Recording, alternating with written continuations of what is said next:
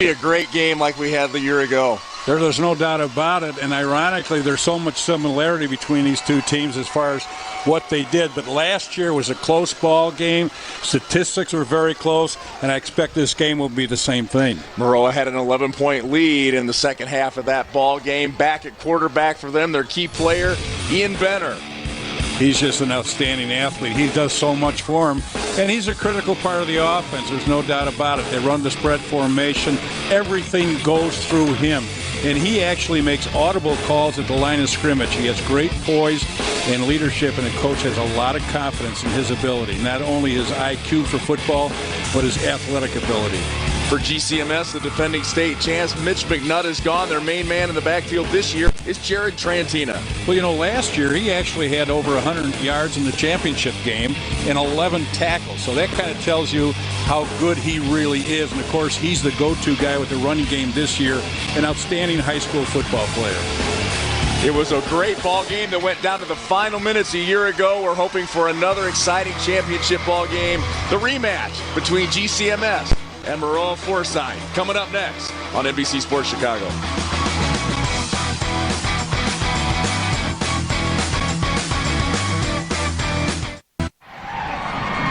Big turnout in blue and gold for the Trojan fans, champs of the Sangamo Conference, and here into the state championship game with a 13-0 record, taking on a 13-0 GCMS team. Tim, both these teams played in pretty sloppy conditions in the semifinals and some sloppy games as a result. What do we expect here in the second championship game today? I'm expecting polar opposite. There is no mud, so we're all good. That's artificial all covered. Surface. Should be nice, smooth surface. And again, my key in this ball game, certainly for Gibson City, play your game, play physical, set the tone yourself physically. And again, for Maroa, you have to look at big plays. That's what you do. You have to be able to answer every punch from Gibson City with a punch of your own. Match them punch for punch, big play for big play. Those are my keys.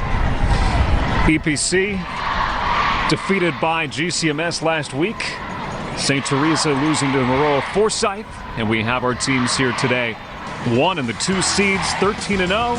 And we are back with the Class 2A championship game from Champaign next.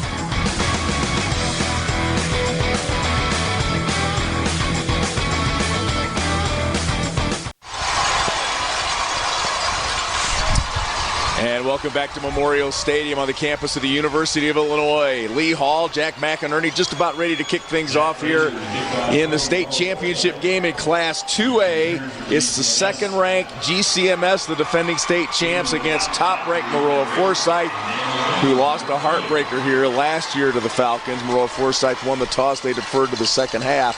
So it will be the Falcons at 13-0 to start things off here offensively. Lance Livingston deep for the Falcons, wearing all white today. Maroa in their blue and gold. Zach Frazier kicks it off and kicks it out of bounds, so GCMS will start at the 35. GCMS 13-0, Maroa-Forsyth 13-0. Matching undefeated seasons coming off last year's state title game. And there's Nathan Gerard, their returning quarterback, the senior, throwing for over 1,100 yards, 13 touchdown passes, 4 interceptions. Illegal procedure. He's at a 60% completion rate for the season. Team. 20 yards from the previous spot. First down. 27 straight wins. Gerard has started all 27. He's 27-0 as the starting quarterback. They start from their own 35. And off up the middle to Trantina. Good first down play, 5-yard pickup. And that's exactly how you'd like to start off the state championship game. Gerard, that was actually Peyton Keene on the carry there. Trantina, tailback. Jones, Holt, Barnes. So the receivers that you'll see for GCMS. Barnes made that catch in the final minute a year ago to push GCMS over the top. Here's the pitch to Trantina. No gain on the play. Here's a look at the Trojans defense as Hayden Mitchell comes up with the stop for the men in blue. Soa, Olmeyer, Klein, Poland up front. The linebackers, Wilbur, Hetz, Livengood, and the defensive backfield, Martin, Marsh, Mitchell, and Noah Holtis at cornerback. Cousin of our friend, John Holtis, out of Assumption, Illinois. Well, you know, of the two defenses of both teams, Maroa has been the more generous. They've given up almost 330 yards of total offense per game and 10 points. So can Gibson City take advantage of that? We'll find out. Third down give us to Trantina. Nothing in the first hole, nothing there either, as the Trojans put up a brick wall. They come up with the ball, but the whistle came first, and it'll be fourth down for GCMS. Well, the penetration, you can see the top of your screen right here, the guard and tackle pull for the counter, but the penetration by the defensive line shoved those guard and tackle back into the backfield, so there was no flow and no hole to run to, and a good stop early for Maroa. And this win, Lee, has certainly picked up from since our first ball game and could be a factor in this game. Ben Freehill to punt. Straight up and a fair catch called for at the 23-yard line by Drew Hicks. 38-yard punt right there. And, of course, the key to Maroa's offense is their quarterback. And he's just a very versatile athlete, and he contributes about 212 yards of total offense, both running and throwing the football. He's an all-state football player.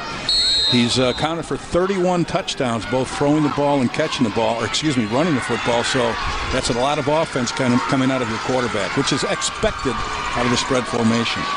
Ian Benner, just a junior. He started at quarterback a year ago. This is his third straight state championship game. He was a defensive back as a freshman as Gavin Clifton bounces the football and gets out of bounds after a pickup of about 5. Take a look at the GCMS, or check that, the Maroa-Forsyth starting lineup. Benner, Clifton behind him. Davenport, Hicks, Holtis at wide receiver. Caden Morris, the sophomore tight end, is a guy we'll keep an eye on today. Campbell, Klein, and Olmeyer up front with Corley and Hetz. 2nd and 5 now for Maroa. Benner looks right, fakes, throws it to Morris. Open, caught at the 45, and the sophomore tight end takes it down to the 23-yard line. Big pickup. Benner to Caden Morris, 50 yards on the pitch and catch. What really excellent play execution right there by Ian Benner. He's the one that really, by looking away, he faked the throw to one side, he faked the screen, and he comes back to the slot man, which is actually his tight end, Caden Morris. And he's an outstanding player. He's 6'1", 190 pounds. He's the leading receiver with 60 catches. And you can see right there that he's quite a threat downfield. 11 yards a catch on the season. Here's the give to Clifton. Goes a lot of east and west. Now he goes north and south. Gets inside the 10, where he's finally wrestled down by Jared Trantina. Pick up a 14 for Clifton, who's over 1,000 yards on the season. And there's a look at the starters on defense for GCMS, allowing just 4.3 points per game. Barnes, Allen, and Workman up front. Trantina, Kudemeyer, Spiller, Keene at linebacker. Livingston, Short, Gerard, and Harden in the backfield. 1st and goal. Little shovel pass there to Morris. Picks up a couple. Jared Joseph says, my job is to get the ball in his hands, and that's number 84, Caden Morris. Well, the Falcons of Gibson City have not allowed any points in the first quarter this year, so right now that record could be broken because Maroa is certainly threatening. The Trojans average 46 points a game. Off to a good start here. Benner. The give almost picked off. It was through the hands of the intended receiver, Max Davenport. Gerard was there, but falls harmlessly to the ground. And it'll be 3rd down now for Maroa. Maroa's got a good-sized offensive line up there. They average about 237 pounds, which for high school is pretty good size, and they're quite mobile. 3rd and 7. 3rd and goal from the 7.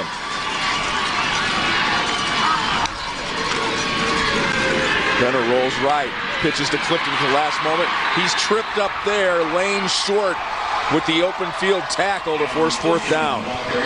That was a great play by the safety. He came up and filled the lane, and that was his responsibility. Whenever you have an option, which this is, somebody's responsible for the quarterback, which he took, and the safety came up, he's responsible for the pitch man.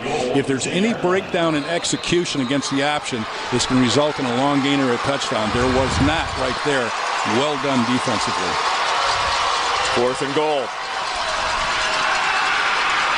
Benner throwing into the end zone to Hicks. Touchdown, Trojans. What a great job right there by Ian Benner. Just a little roll to get the secondary to kind of roll with him, and then he had the throwback. But that was just a great concentration catch by Drew Hicks from Benner. You can see the roll and then the throwback. Coverage wasn't that bad, but just really a nice throw and catch. And that breaks the streak right there of that scoreless first quarter. Riley Fitzpatrick, 78 of 80 on extra points. Make it 79 of 81 for Riley Fitzpatrick, the senior. As you get a look at Benner after the touchdown pass to Drew Hicks in a 7-0 Maroa lead.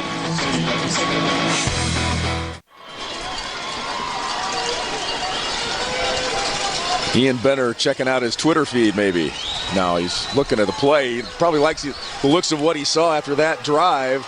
8 plays, 78 yards, 223, and a touchdown strike to Drew Hicks. Well executed, and that was certainly a good play right there. And you get a look at Maroa-Forsyth, just north of Decatur, out of the Sangamo Conference. We have seen them all too often. I always kid Josh Jostis that it's the Josh Jostis Invitational. They are here so much. Well, I thought he had a condo down here somewhere. Lane Short takes the kickoff, but he's dropped after a pickup of just a couple. Hayden Mitchell on the tackle for Maroa. A 7-yard return on that. That first play by Maroa, that first series rather, possession was 8 plays for 78 yards. Took a short 2 minutes and 23 seconds to score on a team that had never been scored on this season in 13 games in the first quarter. Well, that's all over. Only allowing 4.3 points per game defensively. Now GCMS tries to get things rolling offensively as they had to punt it away, and Maroa took it into the end zone. Gerard on the rollout. Nice catch. Out to the 38-yard line where it's complete to Ryland Holt, the 6'4", 200-pound senior. 454 yards receiving on the season. That's a pickup of 11. That ball was actually released before, just as he made his cut. Nice timing, but he goes up and catches it at the highest point. Excellent throw and catch right there. Nice big first down move for Gibson City. 1st and 10 at the 38. Trantina in motion. The give is to Peyton Keene.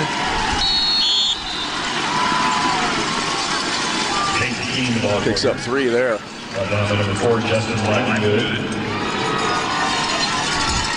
There's the mix offensively for GCMS. Ryland Holt, Bryce Barnes, both a couple of basketball players who played as freshmen, didn't come out as sophomores, and then back out there as juniors a year ago. A big part of this GCMS offense. Combined, they're over 800 yards receiving this year.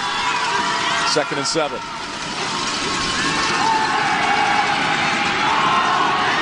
Gerard going deep.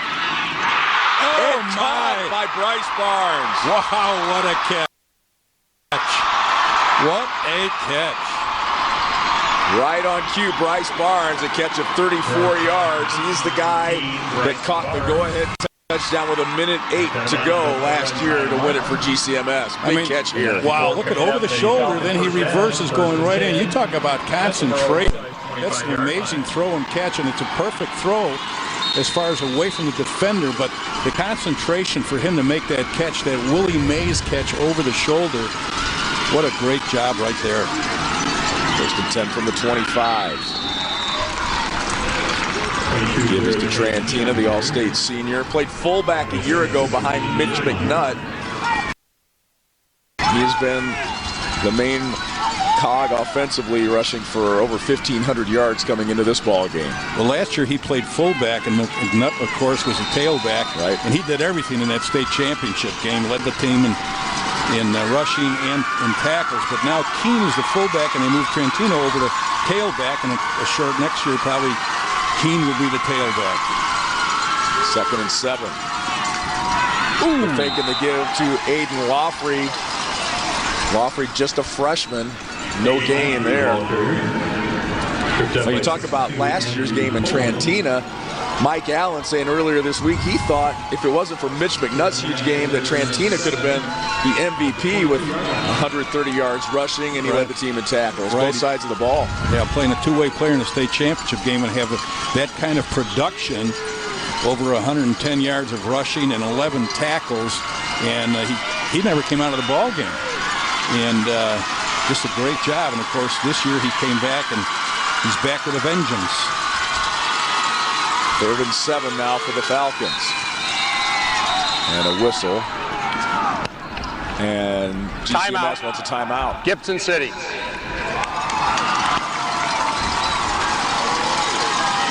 Maroa-Forsyth out to the early 7-0 lead. The defending state champs trying to answer here.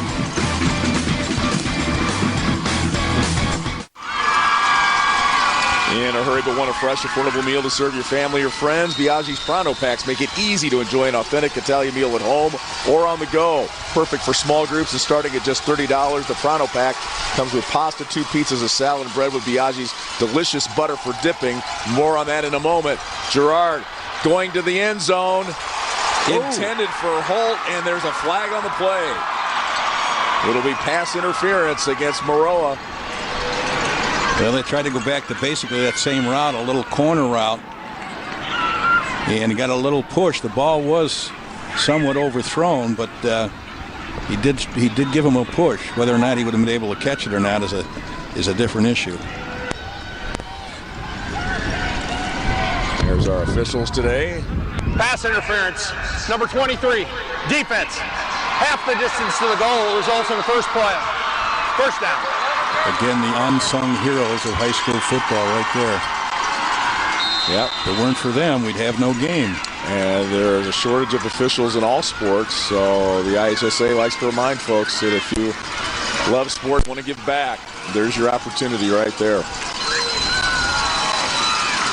1st and 10 from the 11-yard line. GCMS trying to take advantage of that penalty and get the ball into the end zone here and tie this game. Give us to Trantina. And he's tripped up, getting through the lines. Johnny Luttrell from Maroa-Forsyth, sophomore lineman, getting in there and tripping him up and holding to a gain a couple of yards there. Good effort right there by the defense of Maroa, and that's probably one of the keys. Now, Gibson City took wide splits there, and that allowed the penetration right there by the defensive lineman, and that does also help the linebackers fill a little quicker. And they did a good job right there. Now we'll see here if they cut the splits down a little bit, which they did. 2nd and 7 now. And the give is to Joe Allen, 5'10" senior. Number 58 with the pickup of 7, a little different look from Mike Allen. And he came in, he subbed in just prior to that particular play, and they're going to leave him in. And this looks like a Mike Ditka, the fridge type of offense right here. It's their goal line package. I hate to use the term their heavy package, but that's the term most teams use. 1st and goal from the 1. Yep. Touchdown GCMS. Trantina with the carry. Now this could be something that we're going to see with a back-and-forth offensive scoring. Last year, Maroa-Forsyth had 402 yards of total offense in the state championship game. Gibson City countered with 375 yards of total offense. That's a lot of offense in the championship game, and the looks of it right now, we might get more than that in this particular ball game. 8 plays, 73 yards, 3 minutes, 42 seconds. Ben Freehill on for the extra point. He's getting a lot of looks from D1 colleges. The hold of Cade Elliott. It's up. Freehill now 73 of 77 on point afters this season. And we are tied at 7.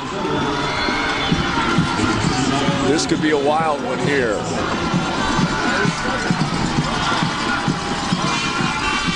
Mike Allen likes the way his offense moved the ball down the field that trip to tie this ball game. This is a good job by the running backs, but also a pretty good surge, as we mentioned, by the offensive line getting across the ball. Whenever you see the offensive line in the end zone, that means it was a good push. And we'll look at that now. Watch the white jerseys in the end zone. You can see the push. And, of course, you get that big 59 up behind him, who's Keegan Goodmeyer, 230 pounds, helping out with the push. You can see him shoving and pushing right there. I'd hate to be behind him in the buffet line. You wouldn't get much on your plate. There's the Gibson City-Melvin-Sibley band, GCMS.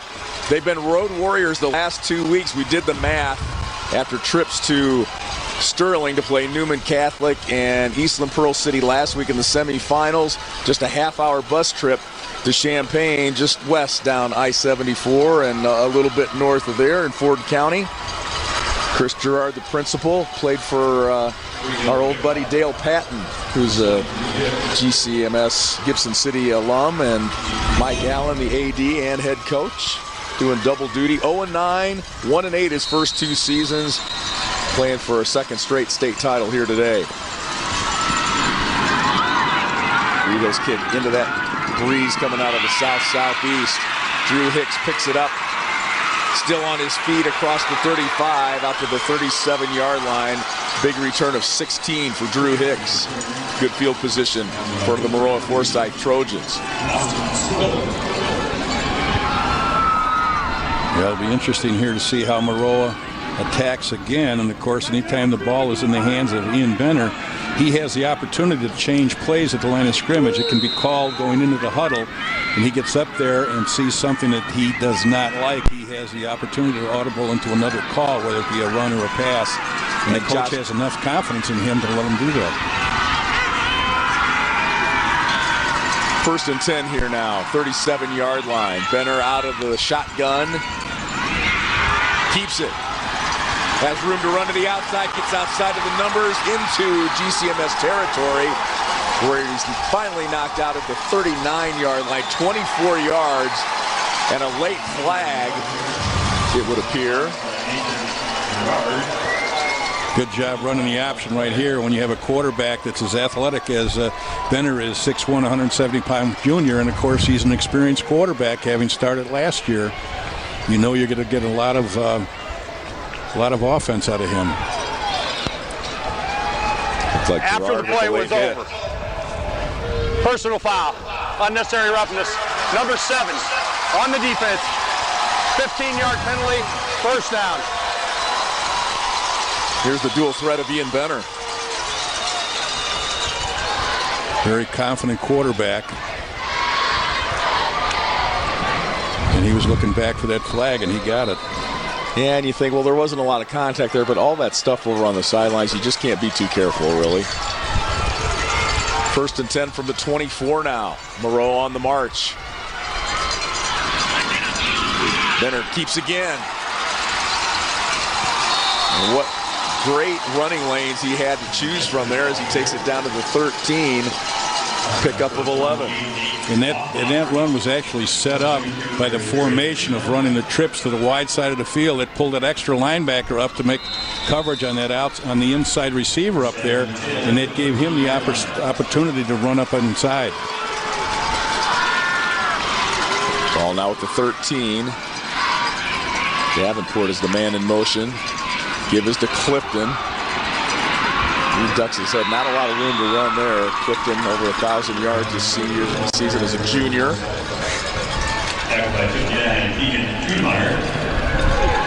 Keegan Kudemeyer in on the stop, number 59. And there you get a look at the breakdown of the numbers for Maroa-Forsyth. Yeah, they've had a good year offensively. They run the ball about 35 times a game for 273 yards. They throw the ball about 17 times for 158 for a total of 431 yards off of 52 plays. That's pretty good offense. Davenport, the receiver, with a carry. He's 367 yards receiving, 381 rushing, so he's a dual threat back there. Senior made a great catch last year in the 17 title game. End zone catch in the first half. 3rd and 5 now. It's changing the play.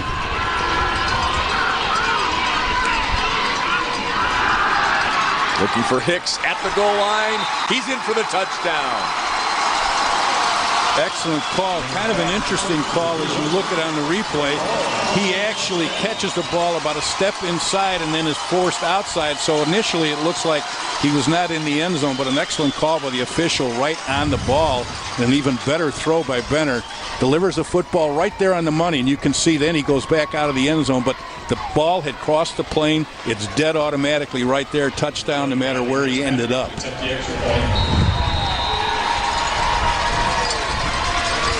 Riley Fitzpatrick with the point after. We saw her kick here a year ago. You've probably seen her in those country financial ads on IHSA TV broadcasts, and she is a perfect 2 for 2. And you get a good look at Drew Hicks with the touchdown catch for Maroa-Forsyth as they take a 14-7 lead here. Well, it was a 5-play drive for 63 yards. Took them 1 minute and 45 seconds, so they're somewhat explosive when they get good field position. And part of it is having an outstanding quarterback like this who can deliver the football on the money to an outstanding route. And this is a perfect route. He's just one step inside the end zone, and that's a set-up play. Good coverage, but the ball's delivered extremely well. You've talked a couple of times about him changing the call at the line of scrimmage. How unusual is that for a high school quarterback to be able to do that? Well, it's relatively unusual. In many cases, if you find a team that's running option a lot, it's not all that unusual because they'll change maybe the direction the option's going. But in his case here, he's changing the play completely from a run play to a pass play or vice versa. What that does is shows you the confidence the coach has in him and shows you what an outstanding IQ he has for football. Josh Jostis telling us earlier this week, you know, we expect things from high school kids others don't. And that's a huge thing right there to have a quarterback who's only a junior who can audible at the line like that. Pretty impressive stuff. Zach Frazier kicks it away, fielded there at the 19-yard line. That's Lance Livingston. Takes it out close to the 30. That's where GCMS will reload. Down a touchdown now. They survived a 14-7 win at Eastland Pearl City last week. Another one of those NUIC teams that we saw Forreston, of course, win the state championship in Class 1A. 2 touchdowns in that game negated by penalty, and they had 3 turnovers. So it was not GCMS's best game. Mike Allen says maybe it was our worst game of the year. They still came out with a win.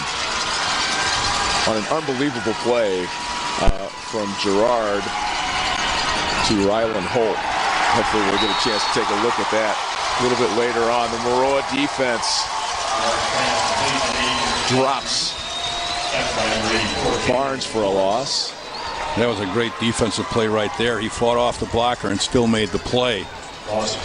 Now this year, Gibson City in the first half this year has outscored their opponents 421 points to 13. But yet today, they're down 14-7. So what does that tell you? But excellent job right there defensively of fighting off the wide receiver and the bubble screen. That was Lawfrey on the catch. 2nd down and long here for Gerard. Running right, pulls it back, throws it. Incomplete off the hands of Bryce Barnes. And GCMS lucky that there wasn't a blue jersey player there to pick that off. That was a pretty good job. They ran the flood into the short side of the field. They rolled him or sprinted him into the short side, and they had 3 receivers from the hash mark to the sideline, but good defensive effort right there by Maroa in their adjustment and rotation into that. 3rd down and 13 now, under a minute to go here in the first quarter. A rematch of last year's state championship game, and it's off to a great start here. Gerard rolling left. He's going to have to throw back against his body. He's got a man, but threw it behind Laughley. Laughley was wide open with first down yardage, but it was thrown behind him, and that'll be 4th down now for GCMS. Well, that was really a tough throw on his part, a right-handed quarterback going to his left. But the other part of it was he got outside of his blocker. His blocker was kicking out the defensive end, and he outran him to the sideline rather than step up. And there would have been a running lane as well as a passing lane had he got up inside that blocker. That would have been a big first down play for them, but sometimes in the heat of the battle, you make the wrong choice.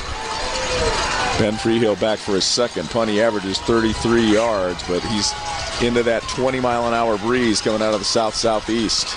And it's blocked. Zach Clifton got a hand on it. And Maroa is going to have awesome field position here at the GCMS 16, leading here 14-7 with a chance to make it a 2-touchdown lead. Special teams with the big play for the Trojans. Outstanding effort, as you mentioned, Lee, by the special teams making that play. And I think part of that, what happens is the offense sometimes is too much in a hurry wanting to get down and make coverage. And you saw one blocker for 3 defenders rushing the punter. And now again, Maroa's got great field position, and can they take advantage of it? This is the difference between championship teams and runners-up, taking advantage of a great field position on turnovers. Zach Clifton blocked it. Wade Jostis, the son of head coach Josh Jostis, recovers. And it's Benner from the shotgun. Fakes left. A lot of pressure from the right side, and he's dropped for a huge loss. And he's got to come out of the ballgame now because he lost his helmet. Hayden Workman in there on the sack. A loss of 15. Benner loses his helmet and comes off to the sideline. Now that was kind of an interesting play because he bootlegs to the weak side, and you can see right there was nobody to block the weak side. They were outnumbered, and I think he might have made an audible call into the wrong edge of the field. Just a good effort defensively right there by Gibson City. And now he's got to come out of the ball game, so you got a new quarterback in the game. Hayden Workman, Jared Trantina was coming in on the blitz, and he's got a head of hair on him. Benner had nowhere to go, yeah. He's going to have to readjust his headband there. We've got a break now. We're 1 quarter in. Maroa-Forsyth with the 1-touchdown lead. Big special teams play, but then a big defensive play by GCMS. And they'll be at the 30-yard line when we come back. Driving again, leading by 7.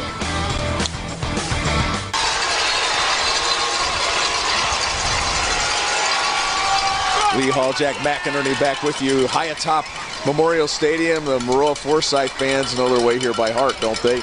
We talked about Josh Jostis and joking with him. 8 state title game appearance for him in 13 years. In the last 13 years, he's in his 19th season as head coach. Here is the snap to Wade Jostis, his son, who's the backup quarterback. Picks up maybe a couple because Benner had to come out after losing his helmet. And he will return and face 3rd and 23.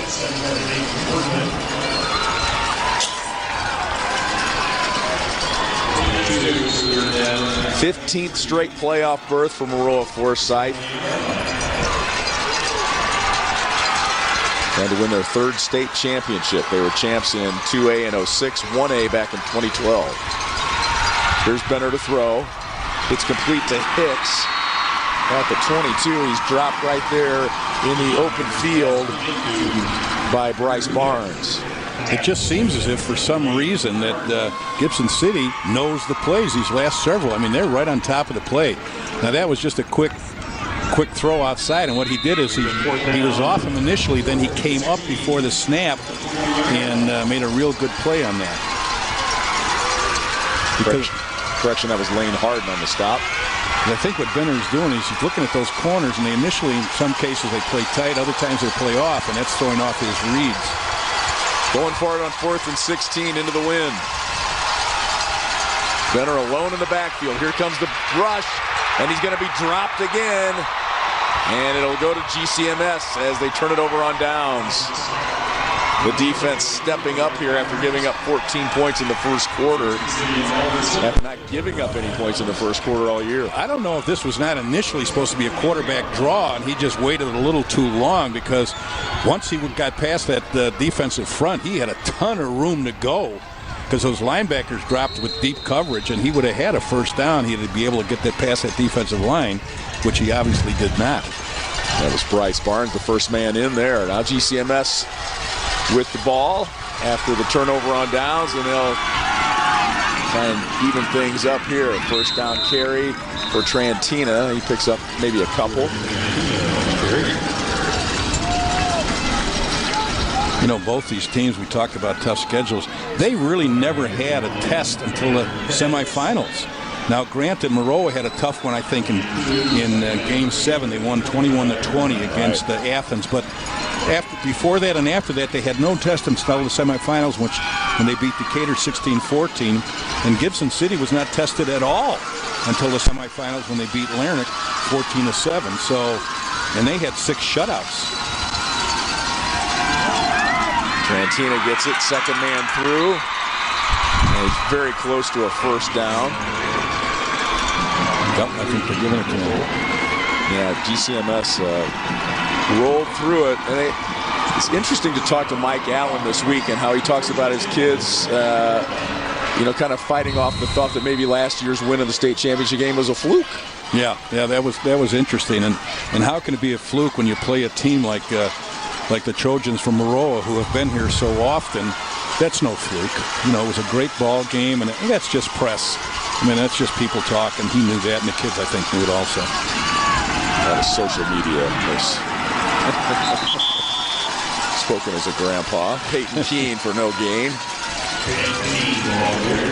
That's a tough play for Gibson City against this good defense, not to get anything out of first down. Puts a lot of pressure on the quarterback, because he is not the same kind of quarterback as Benner is. He's not as versatile. He doesn't run as well, nor throw the ball as well. He's a very effective, efficient quarterback, but he's not the same kind of athlete. 2nd and 9. Gerard will throw this one. He must have looking heard down the middle. It's complete to Ryland Holt.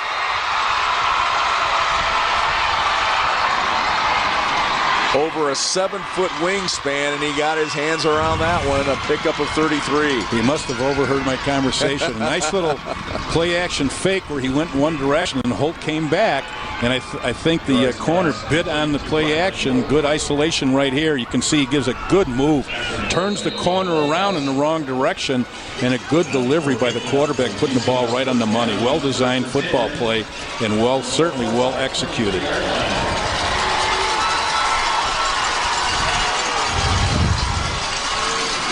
Ball at the 33. Trantina in motion. We'll get the hand off the outside. He's got one man to beat. Deeks, and he's knocked out of bounds at the 2-yard line. That was Justin Livengood saving the touchdown. A pickup of 31 for the All-Stater Jared Trantina. What a nice job right there, but a good job by the right side of the offensive line. Watch the kickout blocks right there. Breaks a tackle, gets down the sideline. I think he should have tried to outrun him right there, cut back, but in either case, they're down to the 2-yard line, and they need to certainly punch it in right here. Gives you an idea of the speed and power that he has. Very elusive in the open field, but a strong runner initially to break that tackle or two at the line of scrimmage. 1st and goal for GCMS. They give this to Allen, wrapped up, and then falls forward for a yard.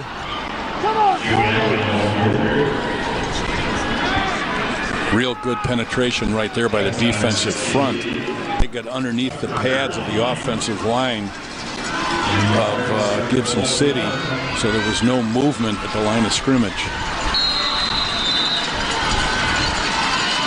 The ball in the shadow of the goal line as GCMS looks to score and tie this ball game with the extra point. Second down now. The give to the All-Stater Trantina, and that's his second touchdown run of the game. And an extra point will tie this ball game.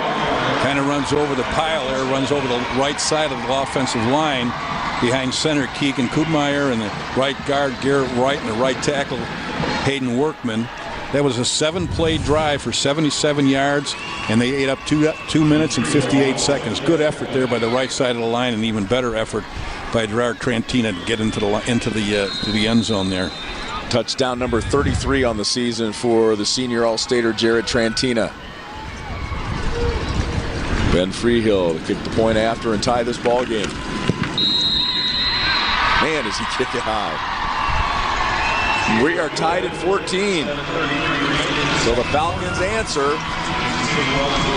A big pass play sets up Jared Trantina from a yard out.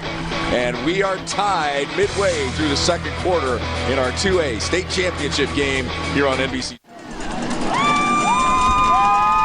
And there is your Maroa-Forsyth Trojan. That's how you used to look when you were working out. That's right.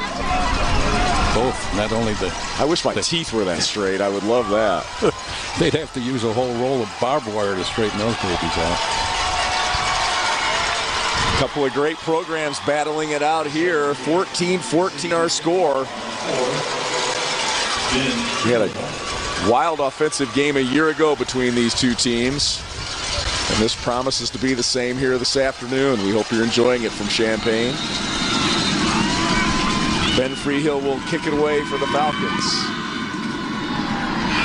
Drew Hicks from the 8-yard line. Not going to get very far because Aiden Laufrey is there, the freshman, with the big special teams play to pin Maroa-Forsyth back at their own 11-yard line. That was a nice effort by him, and he just flew down the sidelines right there. He was untouched. And in many cases, it's hard to get kids to want to really hustle on special teams, but when you get a freshman like that takes advantage of every play that he's on the field, it's really refreshing to see that.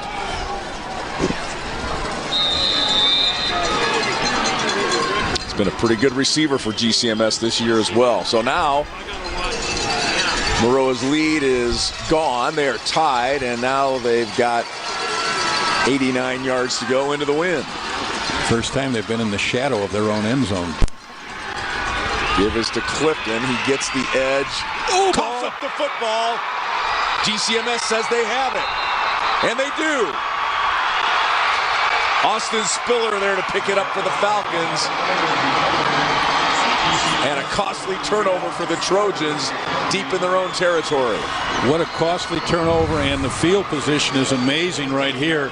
This is just an excellent tackle. You can see the corner coming up, and he just loses the ball, and they just do a good job right there of flying to the football and having bodies by the football, and that's how you're able to pick up fumbles. If you just have somebody there making a tackle and no other pursuit, you don't get that ball, but they had a lot of people there. That was the freshman Laufrey again who made the tackle on the kickoff. Here's Trantina around the right side. Still on his feet. What an effort. Pushing his way into the end zone. Now they'll say he's short. They're going to mark him out just short of the goal line. What an outstanding effort. Talk about it. If it's a touchdown, it's about a 13-yard touchdown. During the run, face mask. Defense. That penalty's declined. Result of the play is a touchdown. It is a touchdown. There was no yards. signal on the field. No. What a great effort right here. You can see right here that how he keeps the balance. That's what's incredible. And then right here, the legs, about 4 tackles he breaks, and then there's just that surge to get into the corner of the end zone. What an outstanding effort by a player that's really given Gibson City. That penalty will be enforced on the ensuing kickoff. I don't like to interrupt an official, but that was just a great effort on his part. I mean, he 3 or 4 tackles he broke to get in the end zone, and he's done that production all year long for Gibson City, and that's just what a great effort to get in the end zone. 63 touchdowns in his career. That's hard to believe. How do you score 63 touchdowns in a high school career? Pretty amazing. Freehill the point after, and it's a 21-7 GCMS lead. 14 points off turnovers for the Trojans. Well, this play was actually designed to go inside. He bounced it outside with a great effort, pick up a touchdown, and put them up on top.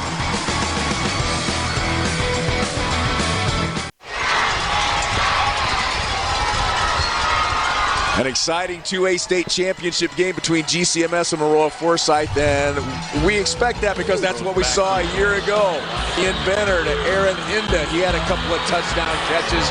Maroa-Forsyth built an 11-point lead. They went up 26-15 at one point.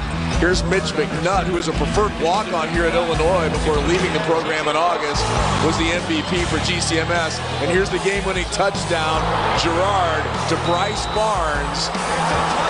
And that was the difference for GCMS as they won 38-32. And ironically, both those players are back, and it's always great to have your stars back. Of course, both teams have 7 players on offense and 7 players on defense, so that balanced out of these returning starters. So they are a very experienced, both of them are very experienced football teams coming back. And 2 really good defensive teams all year long. We've seen a lot of points scored both seasons. Well, there's no doubt about it. When you play against some good teams, it's really hard to keep them down. And of course, Gibson City has given up only 4 average in their 13 games prior to this, given up 4 points as average, and Maroa only 10. And those are against good football teams. And we'll see if Maroa-Forsyth can answer here. They start this time at their own 20. Costly turnover, and GCMS took advantage to go up here 21-14. Benner to Davenport, and he's brought down across the 35-yard line at the 36, a pickup of 16 on the throw to Max Davenport. 26 catches coming in, 367 yards in the air. And that was an excellent throw right in the seam. He got the inside shoulder of the defender and right between the defensive back and the linebacker. Excellent throw, good route.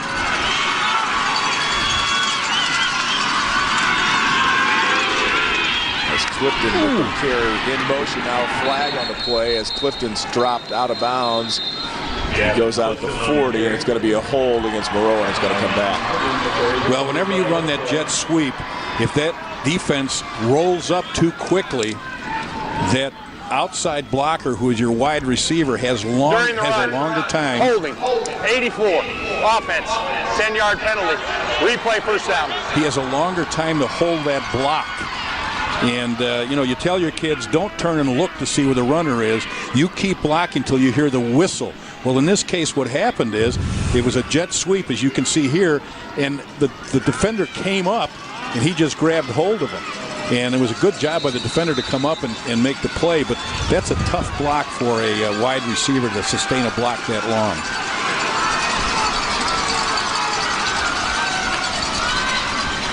Benner fakes the give.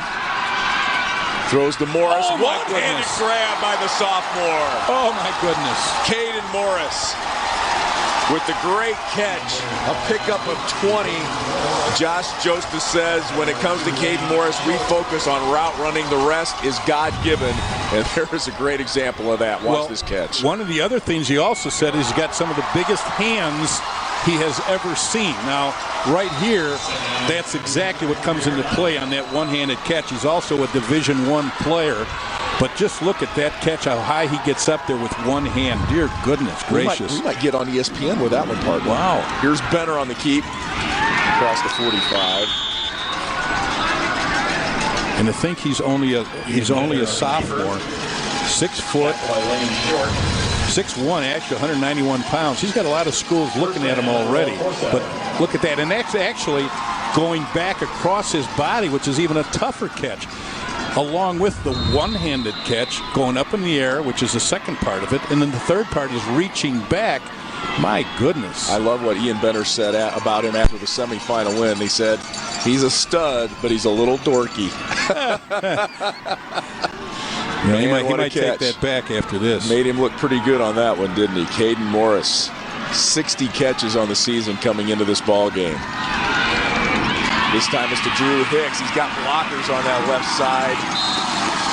And he's down to about the 46-yard line after a gain of 8. Now there is where Benner shows you his football IQ. Prior to that snap, one of the receivers was not in good position to run that bubble screen, and he waved him in to get him in the right position to be able to block for that particular play. What an excellent job, not physically throwing the ball, but mentally bringing in his receiver. 2nd and 2, the give is to Clifton. He's through the second and level, and he's outside the numbers and down inside the 20-yard line. A pickup of 28 for Gavin Clifton, who missed last year's state title game. Missed the first 3 games of this year. He's been motivated since coming back. And for all the games that he's missed, he has over 1,000 yards, but this gives you an idea of what kind of a threat he is. Very explosive when he gets the football in his hands. Trojans looking to answer here.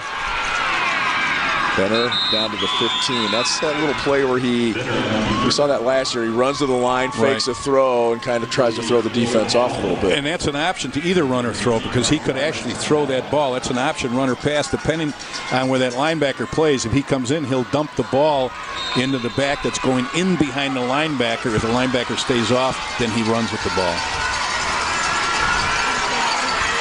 2nd and 8. Give to Clifton. He's down inside the 10, down to the 9-yard line, a pickup of 7. And it's nice to have a running back threat along with that versatile quarterback that has the arm and the feet to keep things alive out of the spread.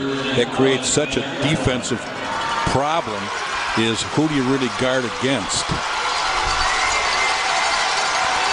Davenport's the man in motion. Clifton caught at the line of scrimmage and wrestled down. Austin Spiller read that one wonderfully. He's the team leader in interceptions, but he comes up with a big play there, busted through the line of scrimmage, and a loss of 2. Well, they just said we got to make something happen, and they just fired him through the gap. Watch him come right there, and a good job of blitzing and stopping that play. That was a big defensive play for them right there. You talked about the GCMS defense. You talked about 6 shutouts. They only allowed 2 teams to score 2 touchdowns this year. Eureka in week 2 and Sterling Newman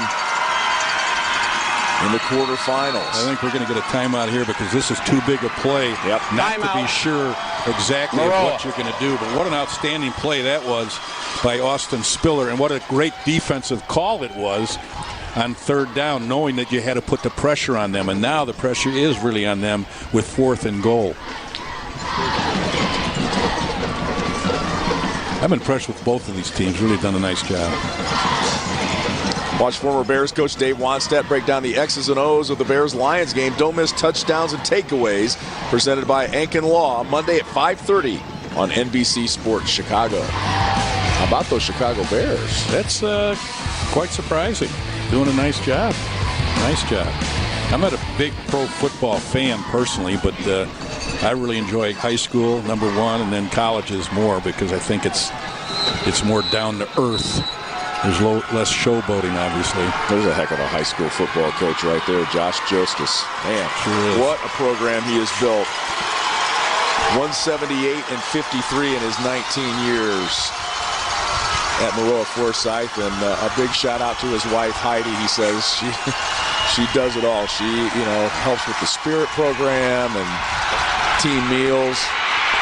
Benner looking into the end zone. It's a jump ball for Davenport. No, it's picked off, and that's Lawfrey, the freshman, from out of the end zone. He's out to midfield, still on his feet. We got a flag, though. A flag at the 26-yard line. And a Maroa-Forsyth player out of bounds gets up slowly as Davenport's hurt in the end zone. 55-yard return right there, and depending on what happens with the penalty, But that's where that third down play was so important by that blitz by Spiller. But right there, great job by the secondary. Davenport made a great catch similar to that in the end zone a year ago. The ruling on the field is an interception in the end zone during the return. Illegal block in the back. 18, White. 10-yard penalty, first down. That may have been, I don't know for sure, that may have been how Tanner Hetz ended up out of bounds. Check this out again. Wow. And I think that was Hayden, or check that, I think that was Cade Elliott putting the hit on Davenport, not allowing him to come up with the catch. Well, no, it's number 2. It's Lane Short. And again, being around the football, having a magnet for the ball, good things are going to happen. Not only pursuing the ball on a running play, but getting to the football once it's in the air. And that's exactly what happened right there, the old tip drill. The ball's up in the air, and if you're around it, something good can happen if you're aggressive. And that certainly did happen right here. And a freshman yet. Well, he's got 5 touchdown catches. He comes up with a big catch defensively that time. Aiden Lawfrey, 5'10", 160-pound freshman. Well, other teams in the conference have noted his ability throughout the year, and they were really impressed with his quickness, and a couple of the coaches said he was a very electric player, and he certainly is that. Max Davenport, the senior receiver, coming off gingerly after landing on his back, unable to hang on to that pass. Lawfrey with the interception. He came up with that big tackle that caused the fumble down at the other end, remember? Right here, great isolation right here. There's the pop. The ball bouncing off the body in his hands, and being around the football, good things are going to happen, and that resulted in a big turnover and a big stop right there for Gibson City. Lane Short, the unanimous all-conference defensive back, with the big hit there to cause that interception. After the penalty, they're back at their own 16. He's got room. That's Lawfrey again, another flag, which, from where that came from, it's likely going to come back. Lawfrey getting the ball in his hands as holding against GCMS, so that'll come back. And that's really a backbreaker when you have a long run and you get a penalty and it's brought back, especially when you're coming out of the shadow of your own end zone. Holding, 63, offense, 10-yard penalty, replay, first down. Well, a big interception, but unable to take advantage of it here. A couple of penalties have pushed them back. They would have been pretty close to midfield. Now they're back inside their own 10 after those 2 penalties. And the thing is, if they have to kick, they'll have the win, but you never know what's going to happen on turf. But Maroa has turnovers in their last 3 drives, and that's certainly on Maroa-like. Yes, it is. But part of that is, Gibson City's very aggressive defensively. Trantina in motion. Keeps it inside and picks up maybe a yard. I think you may have coined a phrase there, un-Maroa-like. I like that. Very good stuff. Somebody came up with physicality, which I don't know where that came from, but there was a good job of penetration right there by the defensive line. They tried to run the belly play, and what happened on that particular play, the belly just took a little too long with the ride of the fullback and then the tailback, which allowed a lot of penetration and also the linebackers to fill. And again, Maroa, if they can stop him here, is going to end up probably with decent field position. 2nd and 15 now. And it looked like the left end flinch for GCMS. If so, that would be the 3rd penalty here on this drive against the Falcons. Prior to the snap, ball starts. Left tackle. Half the distance to the goal. Replay, 2nd down. Now we've had a block punt in this ball game already. And when you look at these situations, that starts running through your mind. Is this a situation that could be created again by the defense of Maroa here, where they're already in and backed up and they got a long yardage? They're not a real passing team from the standpoint of this is something they like to do. It's not part of their repertoire, if you will, and they're going to be forced to do it. Now this is also a good screener draw situation. 2nd and 20 from the 6. And the give is to Peyton Keene. And it's timeout now. Timeout, Maroa. For Maroa. We're going to try and get the ball back with a little time on the clock here. And you can't take those timeouts into the locker room with you. It's not like they're an investment for the second half. That's true.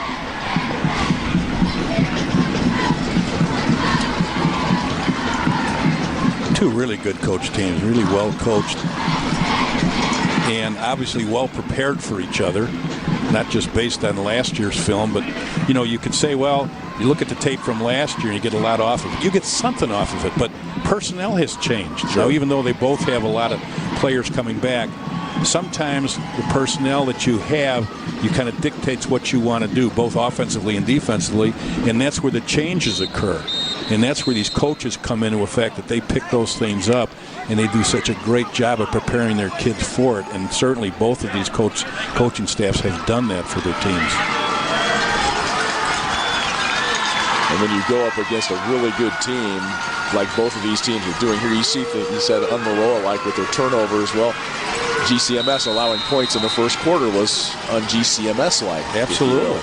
If I can borrow you. And a lot of you may. Thank you. A lot of times it's just one play here or there, or just a little movement of a linebacker in one position or another to make the difference. 3rd and 18. Gerard from his own goal line overthrows Jared Trantina. He would have been well short of first down yardage at that point. So it's going to be a punt from the end zone for the Falcons. And Trantina is a 5'8" receiver, and he would have had to be a 6'8" receiver to have made that catch. Well, good position is going to be had here by Maroa, although they'll be kicking with the wind, and it's a pretty strong wind. It's really picked up pretty well. But remember this, he's got a shorter field to deal with, but he's kicking with the wind, but the snapper is snapping the ball into the wind, which makes a difference. Sometimes they overcompensate.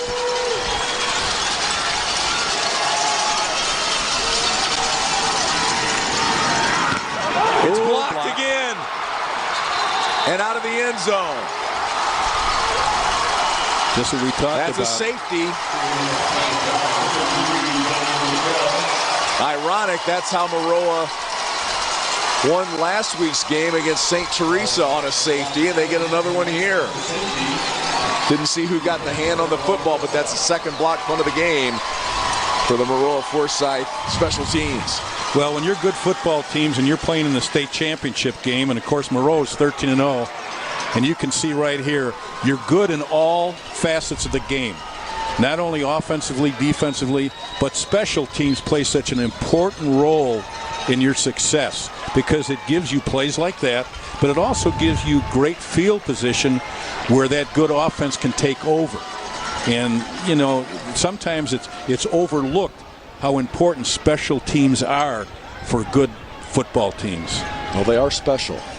Very good.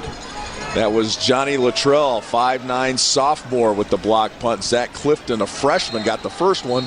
So special teams, a big key here for Maroa, as it's now 21-16, and they will get the ball after the free kick with 1:11 to go here in the first half and one timeout to play with.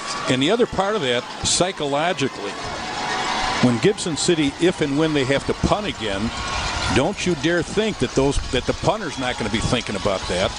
And also the offensive lineman, which means there won't be as much coverage downfield because they're going to be staying home to block a little longer. Maybe another count or a count and a half. Because usually you count off how long you're blocking for. 1,001, 1,002 as you're dropping, and then you release. But in some cases, like this, they say wait till you hear the snap of or the punt of the ball in the foot. Rolling football picked up by Hicks at the 35. And he takes it down to the 44-yard line.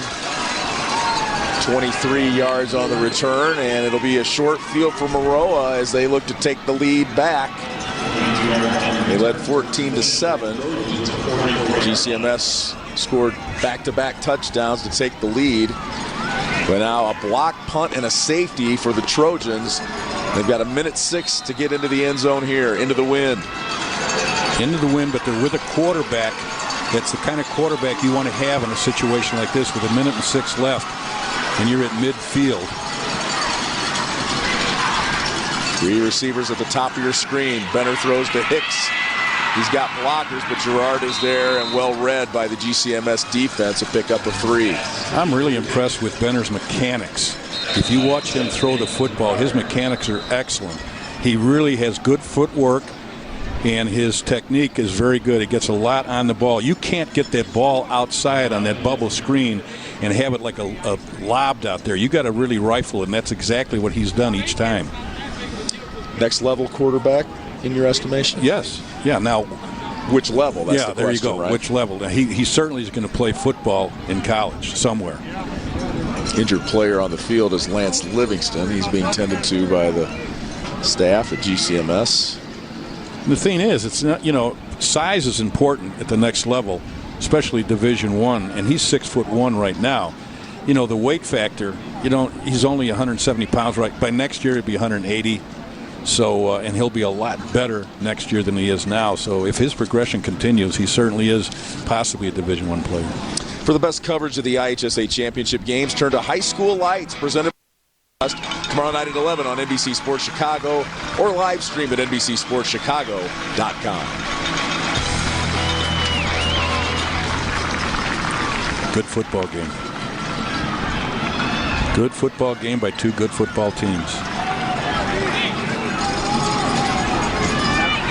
Lee Hall, Jack McInerney with you up top. Patrick Reed, Edgy Tim down low on the field for this 2A state championship game. It's been an exciting game so far.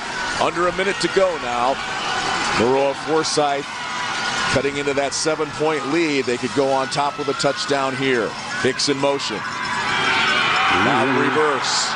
That's Wade Jostis, the backup quarterback, throwing for Ian Benner, but incomplete. Little razzle-dazzle look from the Trojans there. Well, they wanted to route up the sideline, but timing was kind of thrown off. I think Benner delayed a little too long, but a nice job defensively by Gibson City. They read that, and the corner stayed home, and he was really within 3 or 4 yards of Benner going up the backside, so that play I don't think would have been very successful.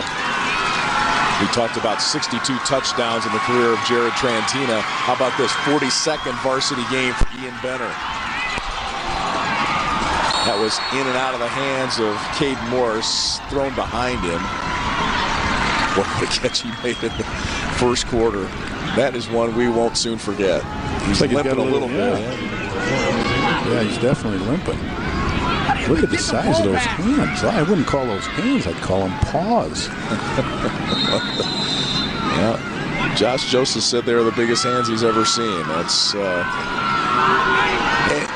and Caden Morris has a long way to go to become a Division I tight end. Size, speed, different things. But he's on that path for sure. Right. Quick kick from Jostis, or Benner rather. That's Woffley fielding it inside his own 10-yard line. Time running down. He's getting knocked out of bounds. I wonder if Morris has trouble texting. It looked like Tucker Klein knocking him out. With big, aren't we in the time when everybody texts and the kids are like that? I have big fat thumbs myself. Oh yeah, my daughter's called to say I have sausage fingers. Good job of returning this football here. 18 seconds left on the clock. There'll be some adjustments at halftime, but you talk about 2 teams that are really doing a nice job of defending and offending each other. That's what we have. 18 seconds to go here. Gerard out of the shotgun, looking deep with the wind at his back. Shuffles to the left, throws one up for Holt. There's a one-handed grab. No, it came out. It came out. He had it, but it came out, and it's incomplete. Trying to one-up Caden Morris with a one-handed grab there, but he didn't have control of it. He had a lot of time here to throw it up in the air. Pretty good job of keeping the ball alive, and a pretty darn good effort right there. And he had control until he came down, and that's a good job by a very versatile athlete, Benner, defending him. But how about Ryland Holt, the basketball player, checking off his man like for a rebound? And they talk about that a lot. Oh, sure. We're wide receivers, but we're rebounders. We're just going up for the ball. 2nd and 10 now with 8 seconds to go. And it's going to be Girard on the ground here. And that's going to run out the first half.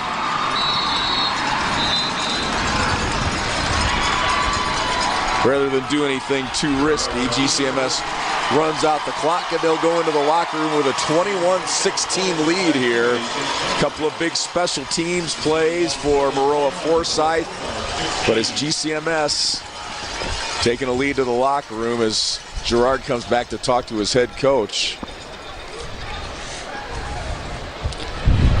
Very impressive. 2 very good high school football teams, extremely well coached.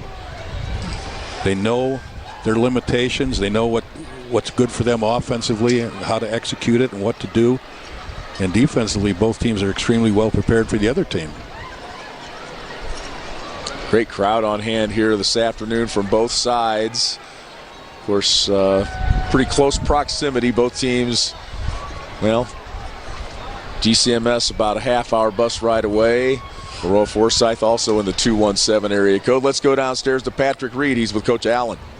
With GCMS coach Mike Allen, your instant takeaways from the first half with a 5-point lead.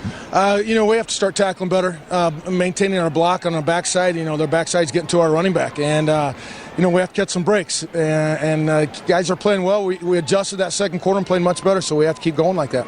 Jared Trentino was really special at times in the first half for your team. What makes him so exciting? He's able to bounce. He's able to bounce the ball. We know we're running inside, having success. They clogged it up, and he's able to see a good vision and get to the outside. And he's going to have to keep doing that, picking and choosing where to go. All right, thanks, Mike. Good luck. Thank you. Guys. All right, Patrick, Mike Allen trying to defend that 2A state championship. Been a back-and-forth affair. Both teams getting into the end zone. Trentino with a couple of touchdown runs. Actually, 3 touchdown runs for GCMS. The Maroa-Forsyth special teams keeping them in this one. Looking forward to an exciting second half from Champaign.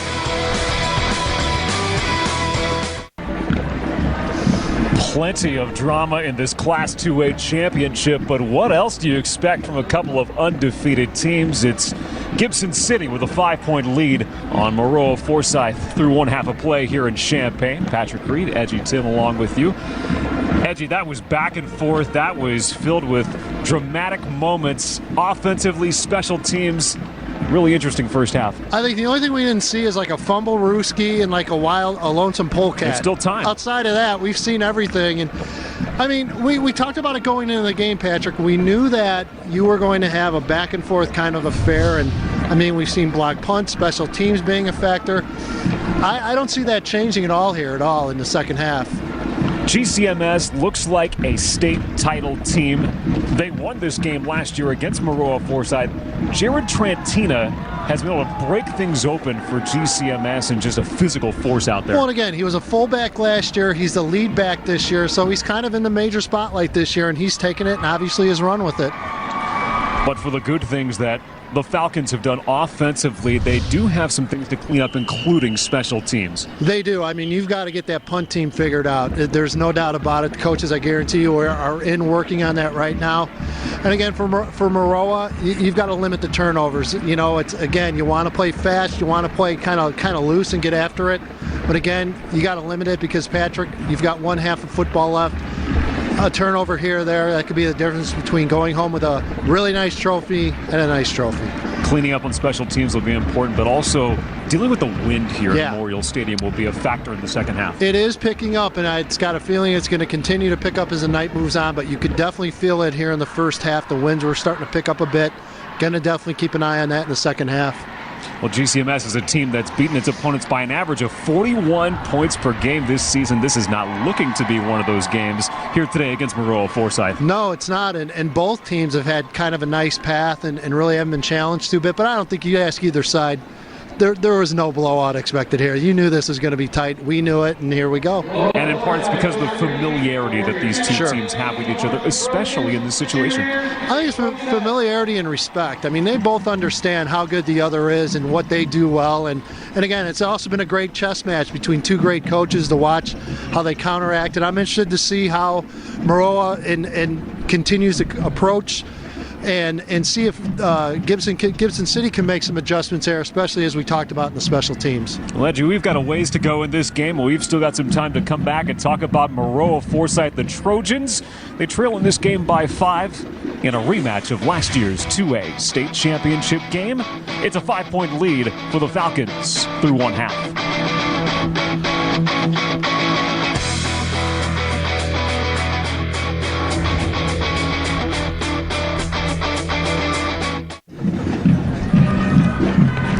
This guy's familiar with the big stage. Maroa-Forsyth back in the Class 2A championship game and trailing Gibson City by 5 through one half of play here in Champaign. Edgy for Maroa-Forsyth. They had some moments to shine in the first half, especially with that spread offense, able to chew up some yards and create some touchdowns. They did, and again, when you look at going into this and what you thought they would need to do, they're getting it done. They're both sides are getting it done, and Maroa is as well, and you've got to be impressed here with Ian Benner. Benner going right over the top to Caden Morrison. We'll see him a little bit later. The one thing about this offense, Tim, is they've been able to chew up big yards in the middle of the field. Maybe the red zone is what they want to clean up in the second half. Exactly, and that seems to be the Achilles right now. Once they get inside the red zone, they struggle a little bit, but before then, they're all over the field, up and down. Again, that's just timing and great work with your receivers in this offense. You've got to be impressed. And then special teams from Maroa-Forsyth as well, a force in the first half. Yeah, I guarantee you they're watching tape right now, watching the breakdowns and getting that sorted out, but you have to get that sorted out. There's no question. What else do you see as adjustments that Maroa-Forsyth might be needing to make in the second half? I don't know if you change a whole lot, honestly, Patrick. I mean, you're moving the ball. You're able to do some things.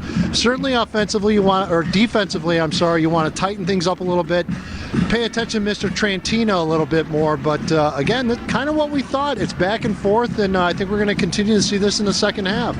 Okay, we alluded to this earlier. We've got to take another look at this catch by Caden Morris. Ian Benner with the high throw. Morris is going to deliver a highlight moment here. One-handed. Get up, son.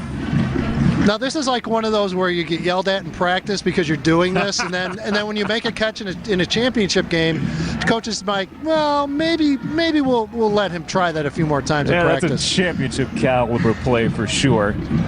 And again, that is a Division I tight end play. I know the guys up in the booth were talking about it earlier. There's no doubt this young guy shows a lot of ability in that regard. So, again, very, very impressive. A lot of great athletes on both sides here, Patrick, no doubt. Great athletes, players familiar with each other. What do we expect from this second half? Well, I think more of the same. We saw the same game last year, and we hate to be repeating ourselves, but they know each other so well. They're sticking to their strengths, and why change? It's working. For the most part, it's working on both sides. But as we mentioned, there's always things to clean up.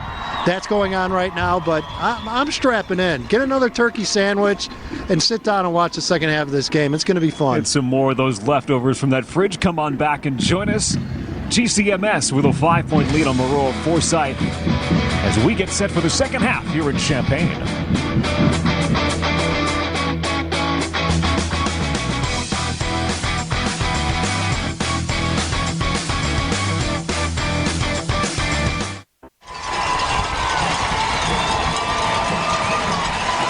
5-point lead for GCMS as we get set to start the second half. I'm with Josh Jostis, and what adjustments are you guys going to be making heading into the second half? Well, whale of a ball game. We got to punch it in. We get it in the red zone. Had 2 attempts. One really close there on a play where we thought he was down in the end zone and kind of reversed it. Otherwise, we'd be up right now, and we're going to come out swinging for 24 minutes and leave it all out here. What's been your assessment of Ian Benner's game so far? Playing really well, playing like the kid that we expected. All right, best of luck in the second half. Thank you. Josh Jostis, Maroa-Forsyth Trojans trail by 5 as they get set to start the second half in a rematch of last year's Class 2A championship game. We'll return to Champaign after this.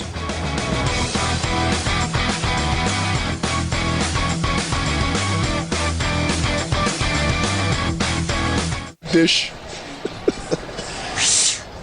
Lee Hall, Jack McInerney back with you at Memorial Stadium on the campus of the University of Illinois. What a ball game. GCMS up 21-16 as we get ready to start our third quarter.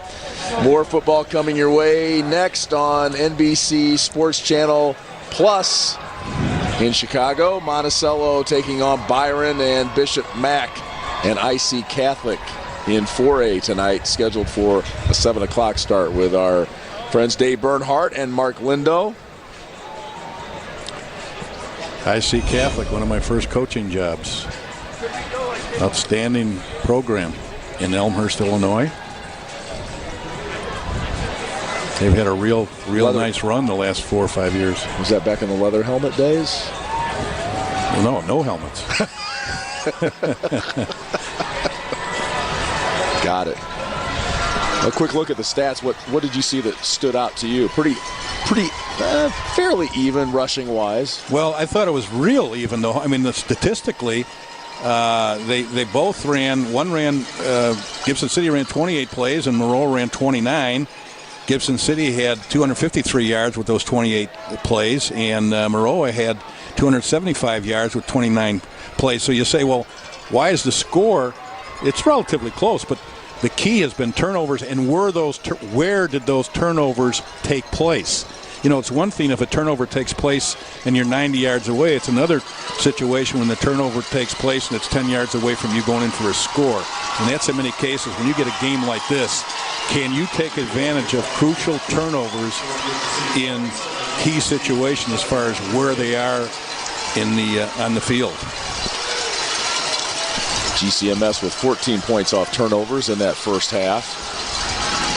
And Marilla will get the ball back. They came up with the special teams big plays in the first half. A couple of block punts, one resulting in a safety there late in the second quarter. Well, I think they need to figure out, for example, for Gibson City, Trantina has 11 carries for 137 yards, and on the other side, Maroa Clifton has 8 carries for 130. So they're going to have to close down on those two runners. Hicks brings it out to the 20-yard line. Wofford was there again, had his hand on the jersey, helped bringing him down.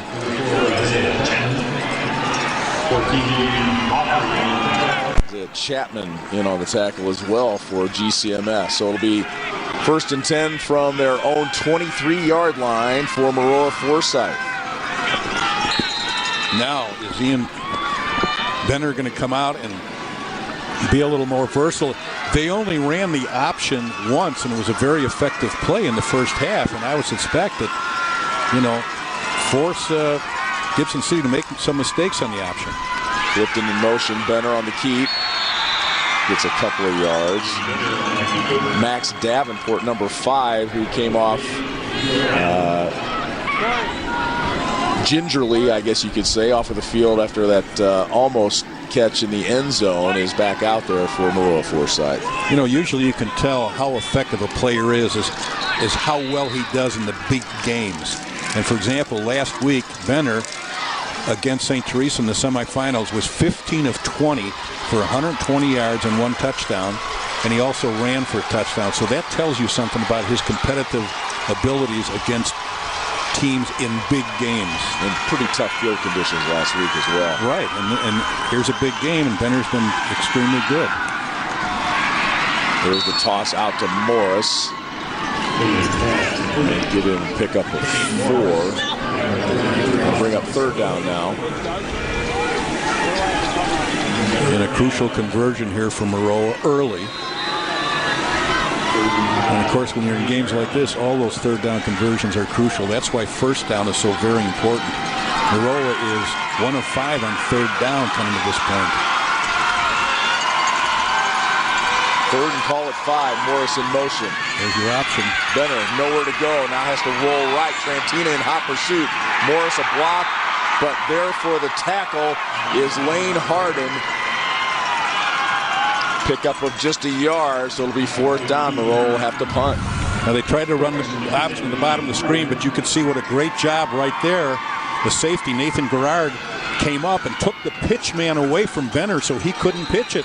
So he had a reverse field and go back, and a nice job of staying back on the backside by the defense and not allowing him to make the conversion.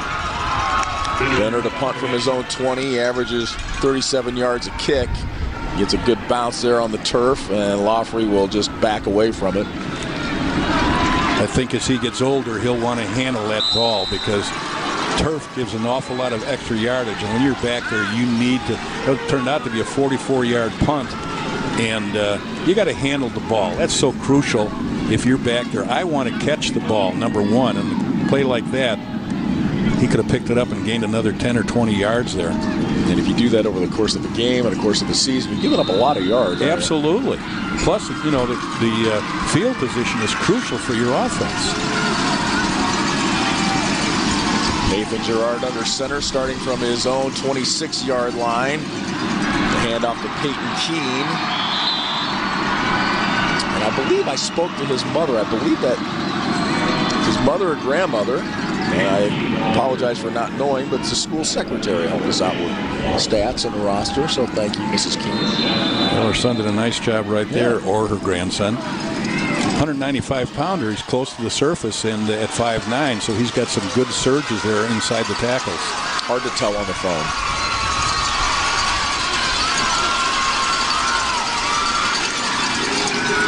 Here's the pitch to Trantina around the right side.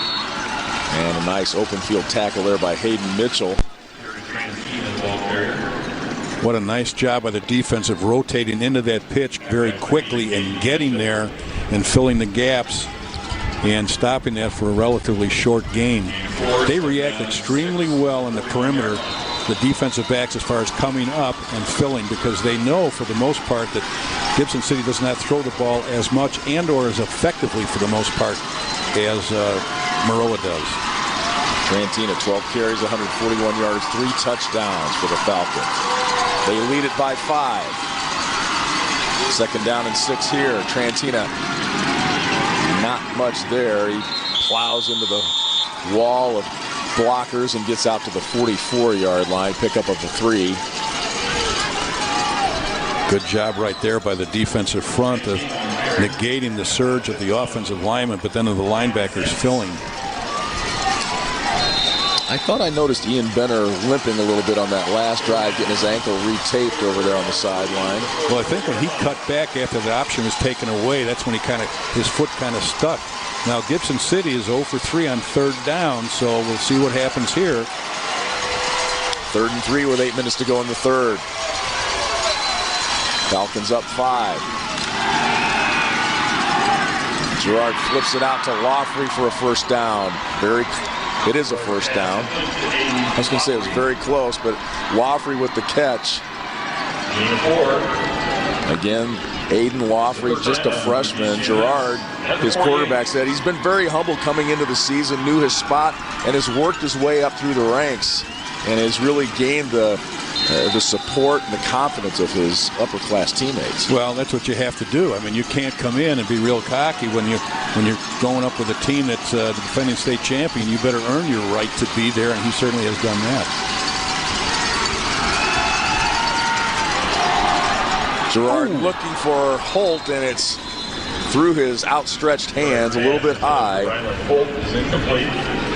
Holt 4 catches, 70 yards in the win against Newman in the quarterfinals. He got a little more zip on that ball, throwing it into the wind, and of course Holt's a 6'4" receiver, but he needed to be about 6'6" on that throw.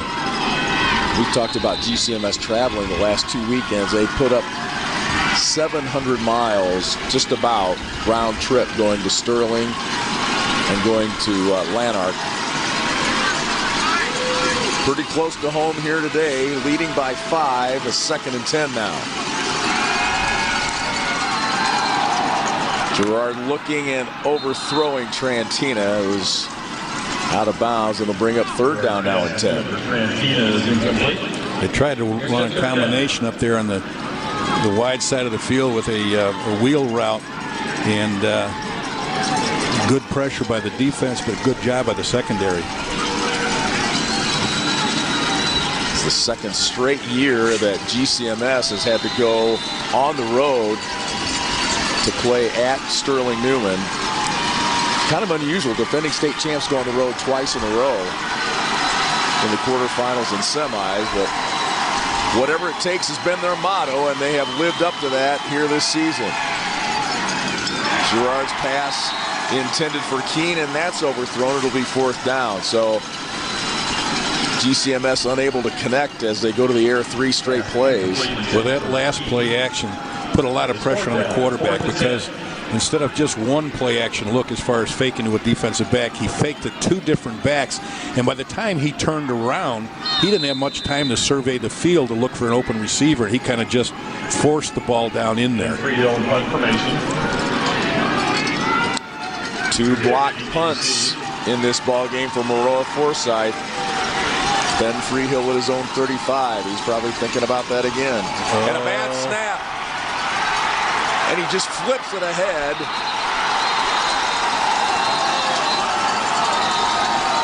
And they'll call it an incomplete pass.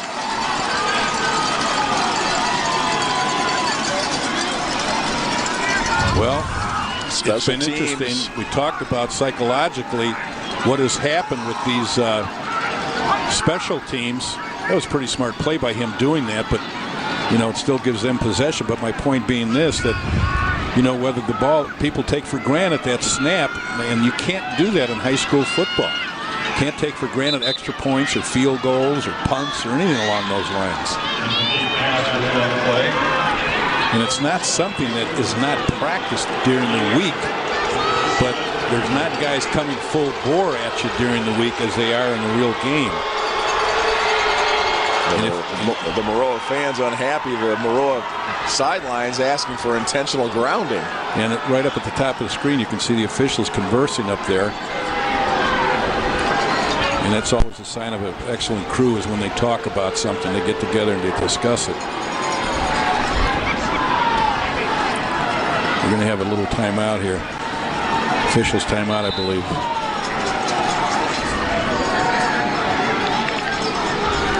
Now this can, as you mentioned, this can be a intentional grounding. There's got to be a receiver again. Pressure coming. It could have been blocked. That's a potential receiver right there. Josh Jostis and his coaching staff, special teams coach, getting an extra pat on the back for the punting unit defensively for Maroa-Forsyth. A couple of blocks and maybe an intimidation even of the center there on that bad snap. Maybe he's thinking about it too. Absolutely, no doubt about it. That's, as I mentioned earlier on the last punt block. Psychologically, it plays a big role the next time they're going to snap. Well, no intentional grounding, but Maroa-Forsyth does get the ball at the GCMS 48-yard line, trailing by 5 here. Benner back to throw after getting that ankle taped up. Looks none the worse for wear as he rolls out right and slides at the 40-yard line. Picks up about 8. Good job right there of showing the versatility that you need to have when you're in a spread formation, to have an athlete back there that can run and throw. There was no routes available to him, so he just pulled it down and ran. Instead of turning it into a sack or a no gainer, he turns it into an 8-yard gain. Good job right there by the quarterback. He's an outfielder and an infielder and a pitcher, so he does know how to slide. Some quarterbacks don't, even in the NFL. That's Clifton on the carry. You talk to these Maroa-Forsyth players and coaches, pickup of 11. Clifton said, we haven't played our best game yet. Benner said, we can still play a lot better on offense. Well, when you believe in each other and you believe in the coaching staff, and the other thing is you believe in your offense, what it's capable of doing. That's where you develop that type of confidence. And, of course, through the year, they've done extremely well with their offense. Little shovel pass. And down to the 25-yard line is Caden Morris, who made that awesome one-handed catch back in the first quarter. 4-yard gain there. And what they're looking for in a particular play like that is when they run the option to the outside, they're hoping everybody's going to fast flow to where the quarterback is in the pitch man, and then that man comes underneath and they pitch it back under. But a nice job of the backside of Gibson City staying home and making the play. 2nd and 6. It's Clifton. Kind of grabbed from behind there Hayden Workman, the leading tackler, got him around the waist and kept him from going any further. 3-yard gain there, and it's going to be a situation now where they're in 4th down territory. Good job defensively by the Falcons of Gibson City. That defensive front is doing a nice job. 3rd and 3. Benner flips it out to Clifton. He's got blockers. Wow. And he's just going to be short of the 1st down. Brought down at the 20. It'll be 4th and 1. What a nice job by Nathan Gerard. Two-way player, quarterback, and defensive back coming up. You can see how fast he comes up here, gets rid of the receiver, comes up and makes a play. And we're going to look at 4th and 1. And Maroa-Forsyth at this point has only converted 1 out of 3 4th down plays. And this is another big one where they have to take advantage of this kind of territory. And can they make it continue the drive? Benner. No, yeah. Thought he lost the football. He falls forward. He's going to be very close. No, he didn't get it. I don't think he did. He snuck up under center, and it didn't look like the snap. It didn't look very clean, did it? It didn't flow very well. Well, you don't see them doing that all game long. So, I mean, it's something that, for the most part, they do practice it. But if you haven't done it all game long, and that's something they haven't done, and that's the 4th turnover for Maroa-Forsyth right now. The GCMS defense comes up big here. You can see Benner didn't really get a good hand on it. He reached for it, but didn't get it. And it'll be GCMS ball when we come back. They lead by 5.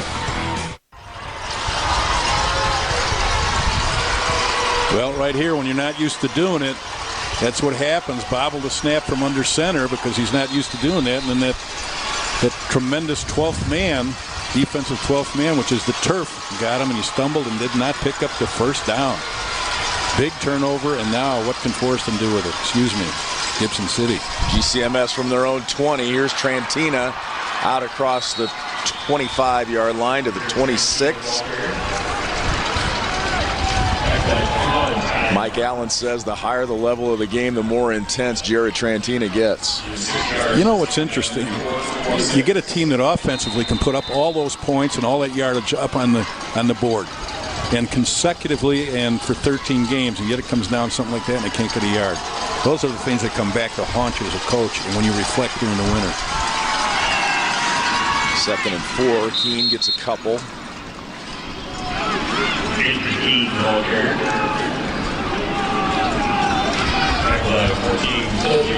And this will be a nice, interesting play for Gibson City here coming up 3rd and about 3.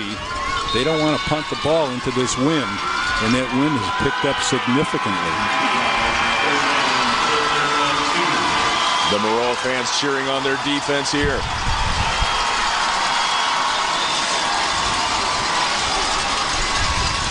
Trantina in motion. He's got the 1st down and a little more out to the 35-yard line. It'll be 1st down Falcons. And this is something you can't teach a running back. 7-yard gain on that is the ability to be able to bounce the ball when the hole is closed. And he did it twice on that particular play. It was designed to really go off inside the tackle. He bounces it right here once and twice and gets outside, picks up the 1st down. Those are things you can't coach. Those are just natural abilities of a running back. Mike Allen talked about that at halftime, his ability to bounce.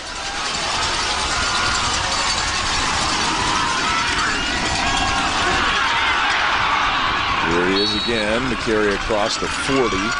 Hayden Mitchell there on the tackle. Nice job by the offensive line. A little counter where they run back. The guard traps and the tackle leads up. And they're doing a nice job of keeping Maroa off balance defensively. And of course they're taking advantage of Trantina. He's a workhorse. He doesn't look at how many times he carries the ball. He just tells me when do I need to carry it and how often do you want me to carry it. Well, Mike Allen said our stats may not be as good as our kids would like them to be, but we're healthy as a team. That's more important. I guarantee you the kids don't mind as long as they get another ring.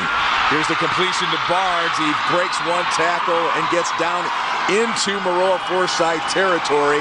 Knocked out of bounds at the 38-yard line. 22 yards on the pass to Bryce Barnes, who had that game-winning catch a year ago. And I can guarantee you the coaches called this play down because the corner was playing really soft on the edge, and he just took that one step upfield, and that backed off the corner even further, and then the quarterback throws it out there. That could be an audible, but I think it was already a set play, but in that very well executed. Here's the give to the up man Keene, and he is met right at the line of scrimmage by Tanner Hetz, second on the team in tackles, number 51. Held to a 1 yard gain on that particular play, and they certainly need to gain 3 to 4 yards a carry here. We talk about that often, but it's so very crucial in a game plan as well as any kind of a sustained drive.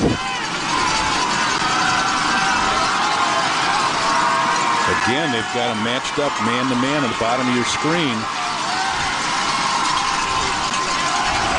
2nd and 9. The give is to Laughley. He has nowhere to go. Read well by Maroa-Forsyth. Stone Soa there for the loss of 4. Good job by the backside, slowing that play down until help arrives. And there was a lot of help that arrived at the scene of the action here. Watch the bottom of your screen, how he comes up and stops it and forces him to stop and turn back in. And then when he does that, you can see all his help arriving. And that's the key to pursuit when you take the proper defensive angles. Justin Livengood, number 4, out there on the edge, kind of keeping him contained as well. 3rd and 13. Trantina trying to muscle his way there. And he's well short after a pickup of 3. I think that play was not the way it was designed to be run. There was a little mistiming on that particular play. 4th and 10, so Ben Freehill will come out there and try to pin Maroa-Forsyth deep. We've seen the adventures. Okay, they're calling everybody in now for a tight formation because they're not concerned, obviously, about getting down and making any kind of coverage. And they want to make sure here pressure is on the center. Timeout, GCMS. And they had to take timeout on a punt. Well, look at what's happened in some of these special teams. That timeout can be well worth it if it results in a decent punt and getting the ball off. He's not trying to call a trick play. He wants to make sure that everybody knows their assignments as far as blocking. Because oftentimes you'll have splits out there, and then you'll look at the defense, and there's a man, either the punter or the up blocker, that will look at them and call in those wide people to come in to help block. And that's exactly what they did here. Originally they were outside, and they called them inside because of the pressure that they could see Maroa was going to bring, so they brought in more people inside to help out. They won't even attempt to do anything here, but this will be like pass blocking. They'll try and keep him at the line of scrimmage until he gets it off, and he's obviously going to try and kick it into the corner somewhere. It's been way too adventurous for GCMS's liking. Couple of block punts, a bad snap. This one is clean and away. Ooh. And it's going to roll into the end zone. GCMS having to stay in and block. Couldn't get that one covered. Well, that's putting it on the 20 rather than having it blocked and giving them the ball at midfield is a decent choice at this point. Now they got to trust their defense.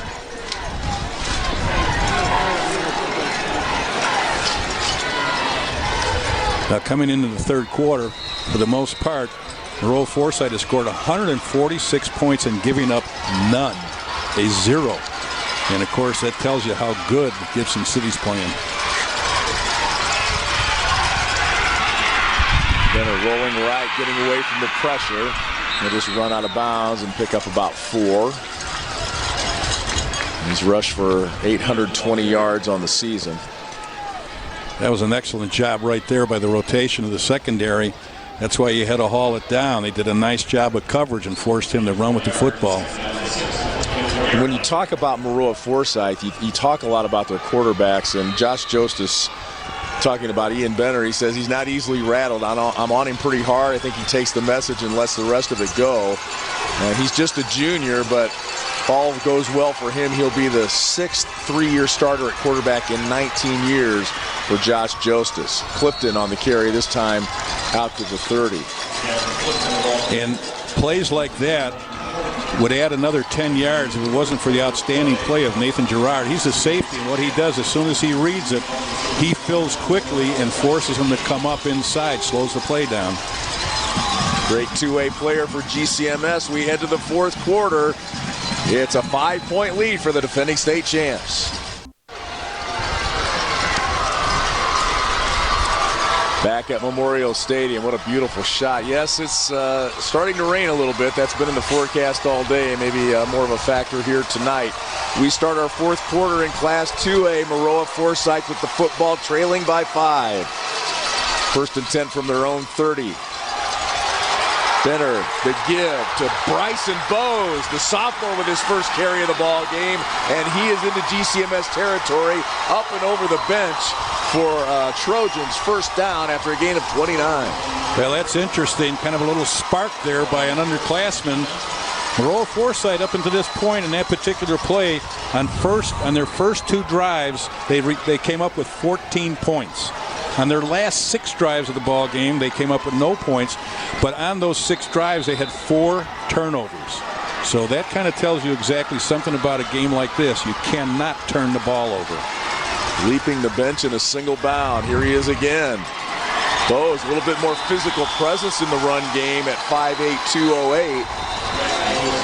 There's a flag on the play. Bowes had 55 yards in that win over Decatur St. Teresa in what was a huge game down in Macon County.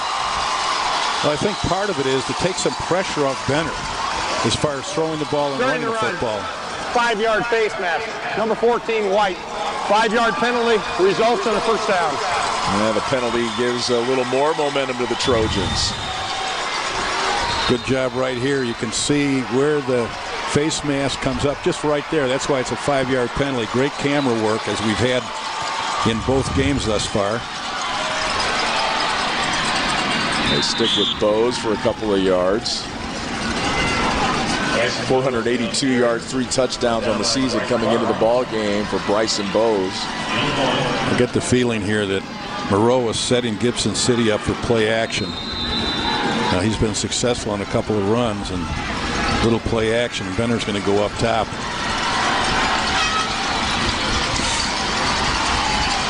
Davenport goes in motion. Benner rolls right. He's going to keep it. And gets down to the 26-yard line. Pick up a 3. Those safeties really close fast and close in the lanes between the corner and the linebackers. They come up quickly. After he tucks it like this, there's no more threat of a throw. So they come up fast and treat it just as a sweep and do an excellent job of tackling in the open field. They've been very successful with that. Doing a very nice job. Big third down play here for the Trojans. Morris in motion. Benner rolling right. Pursuit from the backside. And that completion out of bounds. Morris made the catch, but he was out of bounds. Kind of interesting running that into the short side of the field. And at first, when he first started, I thought he was going to have a throwback because he had a post route that was wide open. But they ran a kind of a short flood into the short side of the field. And there's not a lot of room for those receivers to run into. The longer he holds onto the ball, the less territories you can see for both of them that they have to go. So he's got to get rid of that ball a little sooner so they have more territory to run. Trantina was the man in coverage. Noah Holtis comes out late for that play, and Bowes reaches with the football across the 20. They're going to mark him down. Giving it to him. And it's going to be a first down for the Trojans. What a big, big run that was. Wow. What a big run right there. And that's stretching the ball over. He needed to get across that line, which he did. And, of course, the ball came out after he stretched it down. So this is an important, obvious drive for Maroa. He had a big game against Tuscola in the quarterfinals, 124 yards. Bryson Bowes coming up big here for Maroa in the fourth quarter. Morris in motion. Benner out to Hicks. Makes a move at the 20. Gets down inside the 10 for a first down. Or very close to it. It is a first down for Maroa-Forsyth. Great job on the bubble screen right there. Good delivery of the throw. Safety tried to come up real quickly. Bottom of your screen right here. You see how fast he tried to come up. This is the tackle. He overruns the play. Good execution. 10th play of the drive here. First and goal for Maroa-Forsyth. Should be their first lead since it was 14-7. A lot of scoring in the first half, a scoreless third quarter. Maroa looking to get on the board here, and Benner just throws it into the turf. There was a lot of white jerseys out there. Well, Benner changed that call at the line of scrimmage, and then as he started to roll, the coverage also changed on him, and that was a smart play on his part, not to try and force the ball into the short side of the field. Again, if you're thrown into the short side of the field, think of the sidelines as another defender because the receivers have nowhere to go. So that was a smart play by Benner so that they could come up instead of forcing it. And this is something that, you know, with experience that you've learned, and he's obviously got the experience. 2nd and 10 and a flag on the play. Illegal substitution against Maroa-Forsyth. Substitution foul. 12 men on the field. Offense. 5-yard penalty. 2nd down. Looks like Hayden Mitchell came out there and made 12, and that's too many. Well, the ball was on the right hash mark. You got a right-handed quarterback.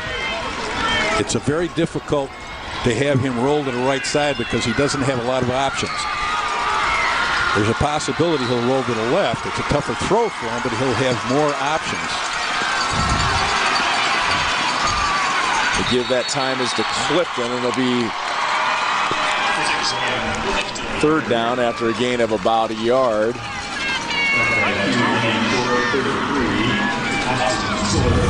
Third and goal from the 14. Well, I think in this next play, you're going to see that they want to keep the ball in the hands of the best athletes, and that's the man right there, number 9, as far as run and throw. Maroa's 1 of 8 on 3rd down, so we'll see what the transition is here. Benner looking for the corner of the end zone for Morris. Incomplete. The sophomore couldn't come up with it. He's slow to get up. That was a good throw. Good throw, and they kind of gave him a little double coverage there, knowing that it was Morris, who is their top receiver and probably the guy that they would go to. Has over 60 catches coming into the ball game.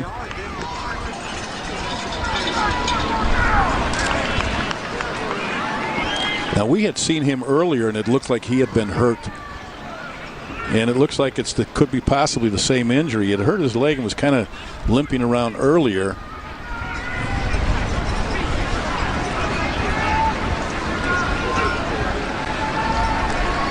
They will tend to the sophomore. We'll take a break. 8:56 to go in this one. 4th and goal coming up for Maroa-Forsyth. They trail it by 5.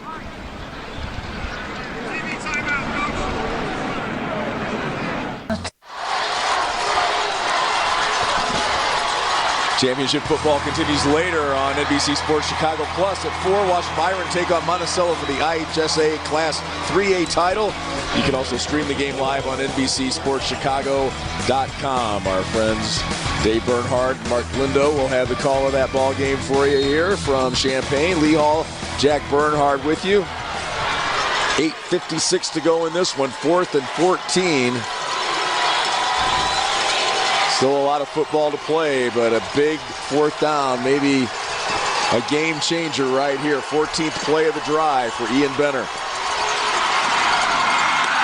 Fakes the give, here comes the pressure, and it is a sack for Bryce Barnes, the wide receiver extraordinaire, comes up with a big play as he sacks Benner for a huge loss and a change of possession for GCMS. Well, coming into this ball game, he had 16 tackles for loss, and there will be no bigger one than this particular play right here. And here's shows you what kind of athleticism he has. He's not you know, for 6'2", 225, he looks lean and mean, but he can move, and you can see that right here. What a big sack that is right there. The two-time All-Stater with a huge play. He had a huge offensive play last year and a big sack there. We've got a player down for GCMS. And that looks more like a cramp than anything else. But that was just really a nice call. But they were going to put pressure on Benner no matter what, because they knew they were going to throw the football. And, of course, he wasn't dropping in the coverage, so he was going to come off the edge. He had nobody blocking him because he brought the tackle inside, which tied up their offensive tackle and allowed him to come off the edge unscathed, unblocked, unattended. And he made the big play. Senior Josh Bly down on the field for GCMS.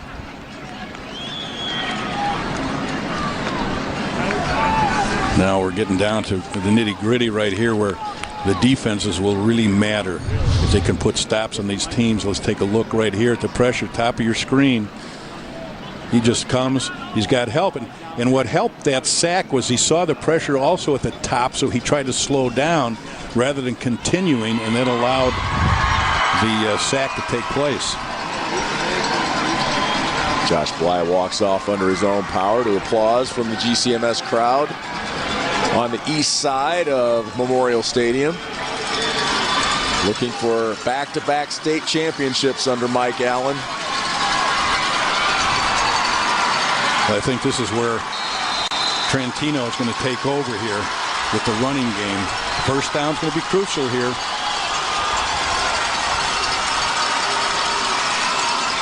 From their own 29, it's Trantina indeed. Out to the 35, out to the 45 rather, out down to midfield at about the 48-yard line, a pickup of 20.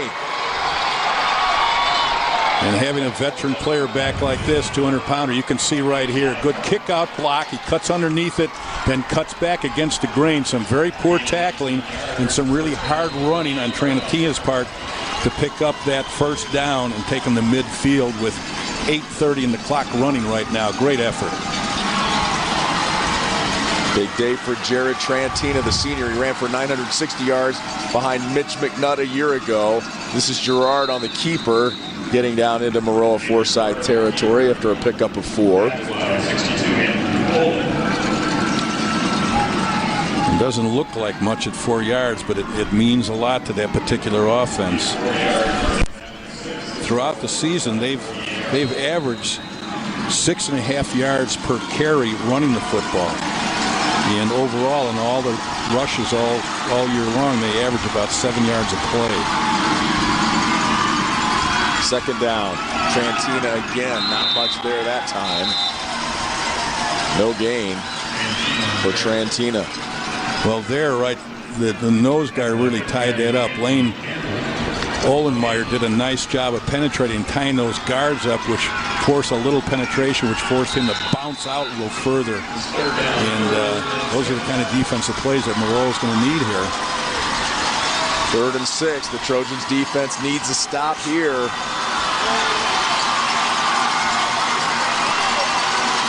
The clock working against the Trojans, who trail it by 5. Gerard flips it out to Barnes. He eludes a tackler. He's going to be very close to first down yardage as they mark him at the 42, and it is a first down. A pickup of 6 on 3rd down. Gerard to Bryce Barnes. And GCMS keeps the ball and keeps it moving and keeps the clock running. Good job here, just pushing off that one step right there. But here's what they tried to do. They could see it was just man coverage, and they wanted to isolate him. And it's, you know, you either make the tackle or we're going to score or have a big gainer. And right there, he missed the tackle, and they got a good first down out of it. Puts a lot of pressure on the corner when you're one-on-one. Trantina on the right side picks up a couple. This GCMS team, you may remember David Letterman's top 10 list. They beat 3 top 10 teams in the playoffs to get here. They beat 8th-ranked Hope in round 2, number 5 Newman on the road, number 6 Eastland Prairie City, Eastland Pearl City, I should say, on the road. And today they're trying to knock off number 1, Maroa-Forsyth. Trantina now on the reverse to Laughley, trying to get to the edge. And he's held on to there by Justin Livengood. No gain, and that brings up 4th down. A big stop for Maroa-Forsyth. A big stop and a well-disciplined defense to make that stop. Check that 3rd down. Maroa plays really good on the backside away from a play. In other words, the play's going in one direction, and the backside stays home looking for counters or reverses. They do not start chasing the ball until it crosses the line of scrimmage. Then they'll take their angles of pursuit. So that shows you how well-disciplined and well-coached they are. 3rd down and 8 now. Gerard out of the shotgun. Looking down the left side, thrown behind Ryland Holt. And now it will be 4th down. Not a real good job of running the routes. Anytime you have 2 receivers within 5 yards, that also brings 2 receivers closer together to the football. And the topside receiver was one-on-one, and he had an open post route. And let's take a look at what he has to look at here. Here's a combination coming on the bottom, and he's running the skinny post, and there's the other receiver right there. You can't have that kind of route, so I think there might have been some miscommunication right there. Freehill will punt with the wind at his back.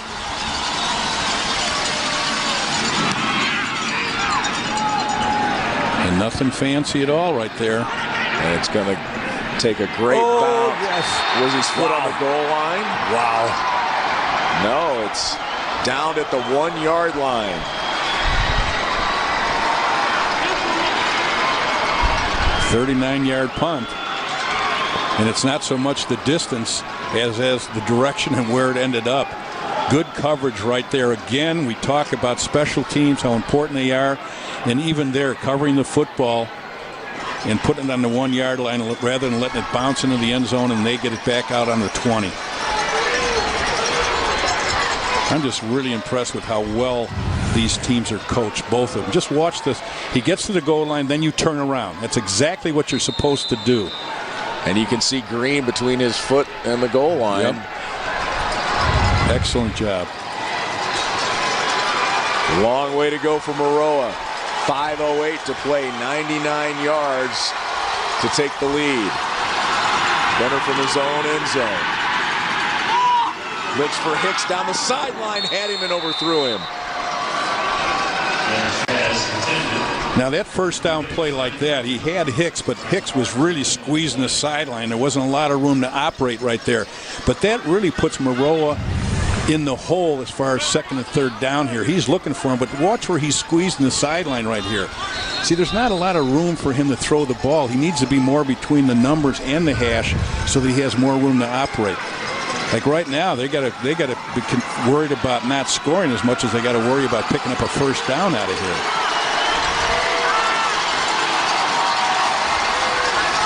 Spreading the field. 2nd and 10. Benner back there by himself. He's going to keep it and get a yard or so and give himself a little breathing room. Now, as active as he is as a quarterback, Lee, what happened right there is Gibson City had a spy on him. They knew by the way the formations, they had trips to one side, slots the other, that he was possibly going to run a quarterback draw. So they had a linebacker spy on him and read that perfectly. Watch where the linebacker is. He's reading him right here. And he comes up, makes the play. Maroa calls timeout with 4:36 left, staring at a 3rd and 9. And it's really too early to say that it's going to be a 4-down play.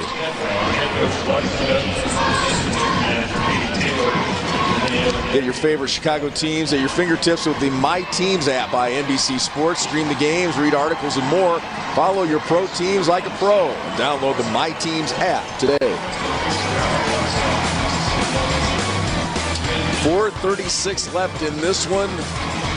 Maroa trailing 21-16 and a 3rd and 9 here. They are 2 for 6 on 4th down today.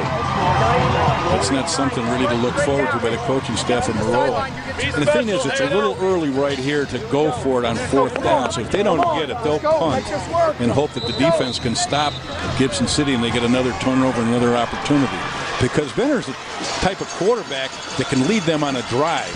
So they don't want to do anything too crazy right here, right now, to give Gibson City the ball with excellent field position and an opportunity to take another score. Again, spreading them up, trips to the top side, slots to the bottom. Benner, the All-State junior. Looking down the middle and throws it right into the hands of Austin Spiller, and it's a pick 6 for Spiller and GCMS. And the defending state champs now go up 11 with 4:27 to play. 17-yard touchdown interception right there. Nice job just dropping out into the zones, and that's exactly what those linebackers did.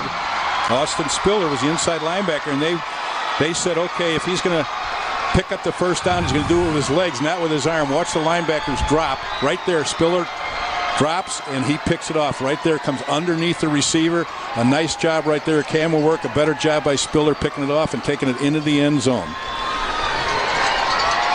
Ian Benner just didn't see him, and he was right there. 6 turnovers for Maroa.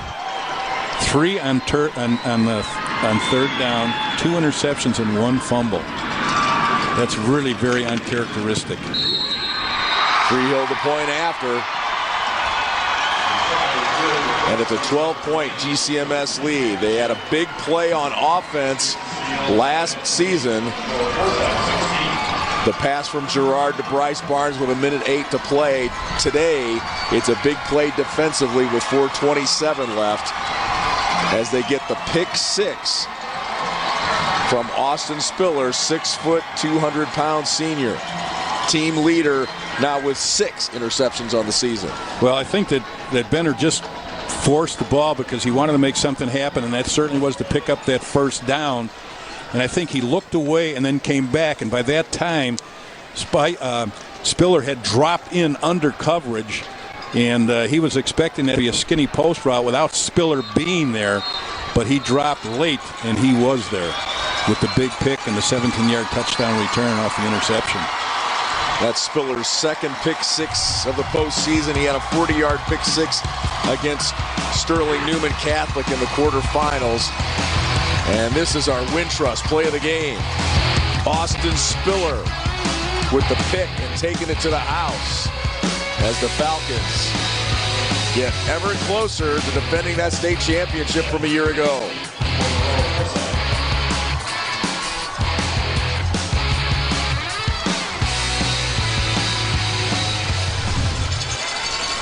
That defense allowing just 4.3 points per game. They've given up more points today, but come up big there. Hicks now on the reverse. Now they'll pass it back to him. And really dangerous stuff here as it's recovered in the end zone, and it's going to be another GCMS touchdown. Recovered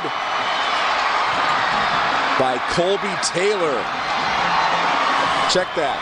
That's Lane Harden. Sometimes trickery can end up with bad things. That's a 7th turnover for Maroa. You can see the look of the coach right there. He probably wanted to be more upfield when he did that, not thinking that he was going to do it this close to the end zone. They fake this, and he throws it back right here, and as you can see, he bounces it right into the ground, and that all the way is a backward lateral. And the race is on, and who's going to get it? And it turns out to be Gibson City with another score late. And kind of takes Maroa out of the ballgame with 4:17 left. And that makes it 34-16 pending the extra point here. What a quick turn of events. Yeah. 2 touchdowns in less than 30 seconds. 35-16 now. And ironic that it started with the punt unit for GCMS, who had such a tough day. Had a couple blocked, had a bad snap. They pin them deep. They can't get out of there, throw an interception, and then try to do something special on the kickoff. And here's a look at that. He bounces it in here, and it bounces. It's a backward pass, a lateral, because the design of the play was it had to be backwards for him to throw the ball then down the field. And naturally, when you throw it short, of course on turf, you never know where it's going to bounce. And right here, it bounces past him, and it's a race to the football. And the race ends up with Gibson City picking up another score. They get a 35-16 with 4:17 and 2 scores late with almost within 30 seconds of each other. Those are things you don't expect to happen against Maroa City. You can see a dejected young man right there. Ray Jostis, the sophomore son of head coach Josh Jostis. And 4:17 away from defending a state championship on the other side for GCMS. It has been a fantastic battle between these two teams that faced off against each other a year ago.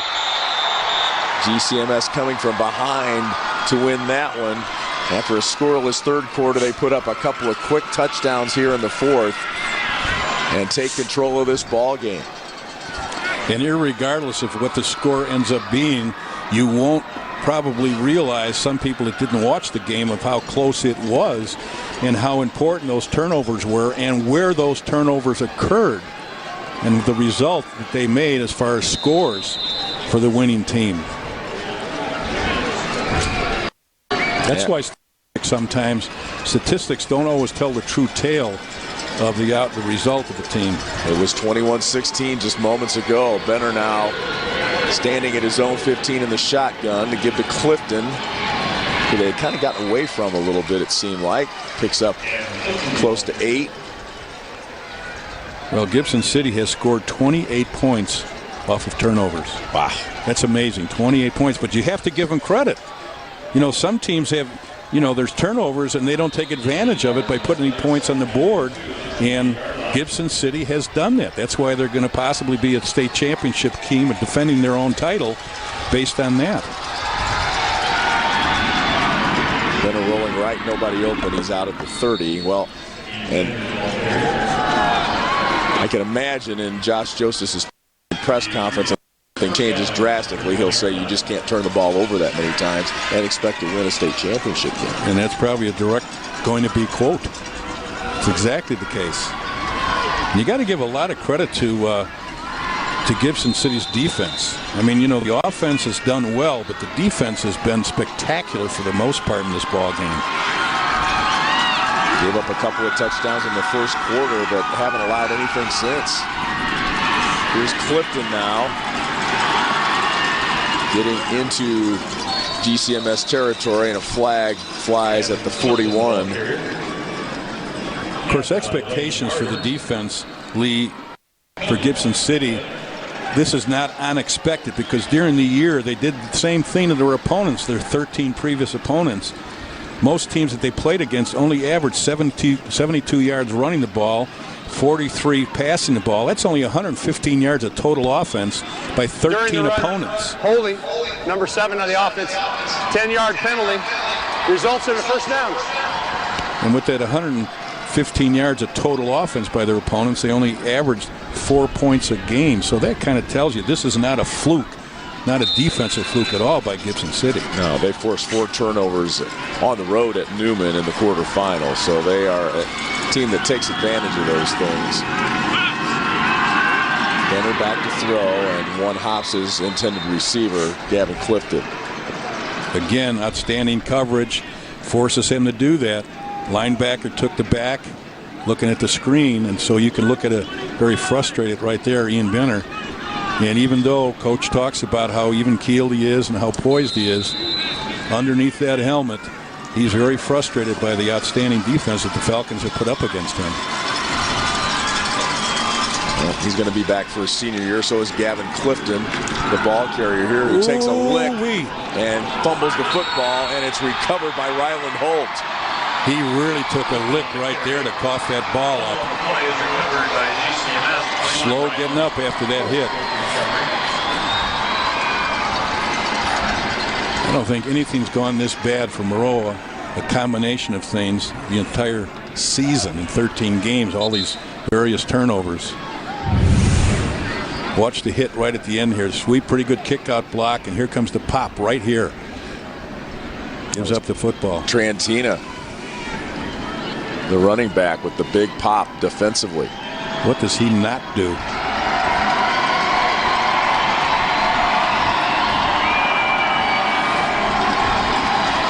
That's the 5th straight turnover by Maroa. That's the 5th straight possession that's ended up in a turnover. That's just unbelievable. Unbelievable. And I would have suspected that coach will find it hard to believe those particular statistics when he looks at them. That his team, after 13 games and being undefeated, could have this kind of a ball game offensively.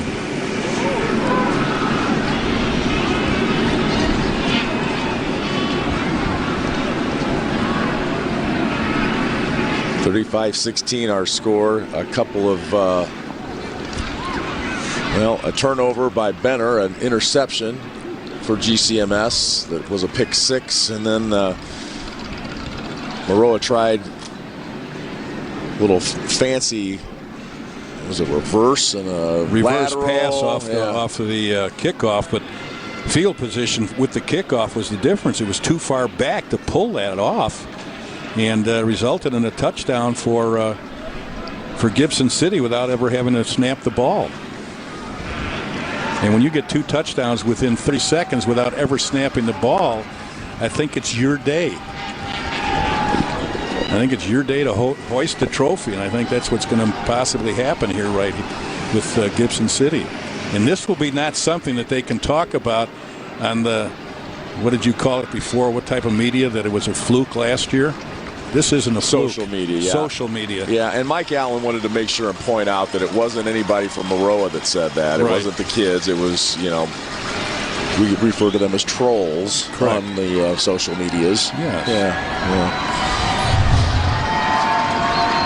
Jared Trantina is our Country Financial Player of the Game. A huge game offensively. 3 touchdowns for Trantina. Big runs when they needed them. The All-State senior, over 1,500 yards coming into the ball game. And he missed week 3 with an ankle injury. And Lee, you know what's going to be overlooked here is his offensive stats are outstanding, but he's played a super defensive game. He's been outstanding defensively also. As he was a year ago. Yes, absolutely. And you talk about a young man, with the larger schools tomorrow doing a lot of platooning, and here we get the smaller schools, 1A and 2A, and they might have 5, 6, or 7 players going both ways. They are so finely conditioned that it's really impressive to watch them play, and play so effectively.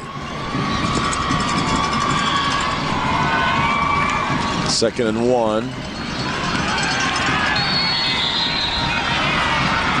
It's another first down for the Falcons. That first down gain there by Trantina again.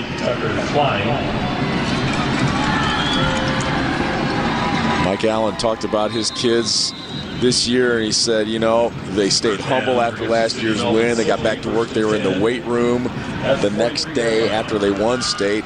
They've set their goals. They're still hungry, and that's the cool thing about it. They have maintained their motivation after winning a state title. No resting on their laurels at all. Well, that's what a championship program does. Pitch to Trantina on first down. And there's a difference between a championship team and a championship program. Championship program is continually getting better. And the goal, obviously, is a state championship, and that's teams that get here continually or teams that are close, get to the quarters and the semis. And that's what the Gibson City has done. And the other thing I wonder, do you think that maybe Gibson City's going to get some turf next year? I mean, this is only the third game this year, their 14th game, and this is the only 3rd time that they have played on turf. And each game has been a win and a real big win. They're ready to play another game. They want Bama. Watch what you wish for. Trantina on 2nd down. Another first down tote for him. He's been kind of limited the last couple of weeks. He had 58 yards against Eastland Pearl City, just 44 against Newman. As the GCMS crowd gives a big hand to their squad, and they're starting to feel it over there on the far side. Mike Allen, I think he's looking for subs, but it kind of looks like he's watching out for the Gatorade crew, too. Right, he could pretend he's looking for subs, but he's looking for that Gatorade bucket. You know, a statistic that really caught my eye coming in this ball game was when you talk about Gibson City's outstanding defense, was that in the 13 games coming into here, they only had 1 touchdown scored against them in the first half of the game. And that's really almost, when I looked at it, I thought it was maybe a misprint. But based on how they played today, it's quite obvious that they were that good defensively. Now, the 2 people are going to get nailed right here. Peyton Keene gets a nice greeting from his coach. And that is going to do it for GCMS, Gibson City-Melvin-Sibley. Here we go. Well, they got him a little bit. Yeah, just half of him there. You know, those coolers come in handy for brining your turkey. I have to keep that in mind. I've got one of those for that, too. Mike Allen and the GCMS Falcons go back-to-back in Class 2A. Yeah, they want Bama. You got a good defense. I don't know how good if it's that good. They gave up 2 scores in the first quarter, and Maroa-Forsyth only had the safety after the first quarter. That's the Falcons' defense. The effort they put forth there today for Mike Allen's team. 0-9 and 1-8 his first 2 seasons at GCMS, and now back-to-back state champions. Very impressive. Both programs very impressive. Both teams extremely well coached today. It lived up to the expectations that we had based on last year's performance by both teams. And we got all that we expected here. It's the 8th state trophy for the Trojans under Josh Jostis, and a back-to-back state championship for GCMS. We'll have the post-game festivities for you coming up right after this on NBC Sports Chicago. Back-to-back state champs, the GCMS Falcons.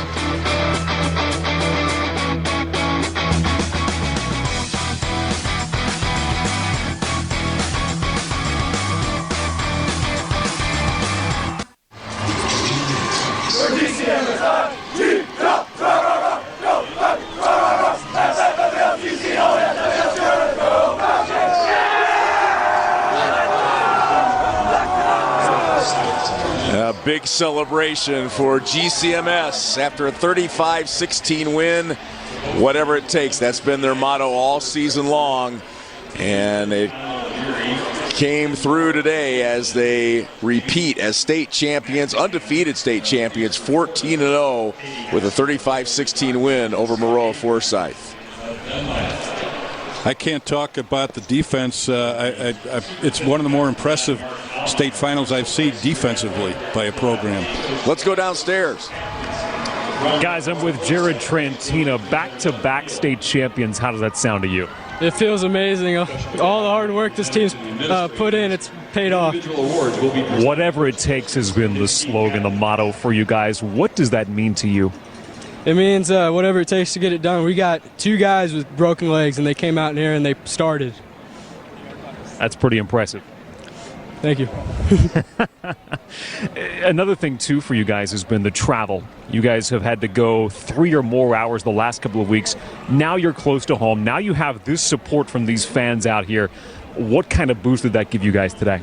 Oh, it's amazing. The community's really had our back, and everybody's believed in us, and we came out here and we got it done. So, Jared, what's next for you? Hopefully some college ball, but I don't know. We'll see what I get. We'll see what happens. But today, enjoy this one. Enjoy the moment. Jared Trantina, thanks for joining me. Thank you. Appreciate it.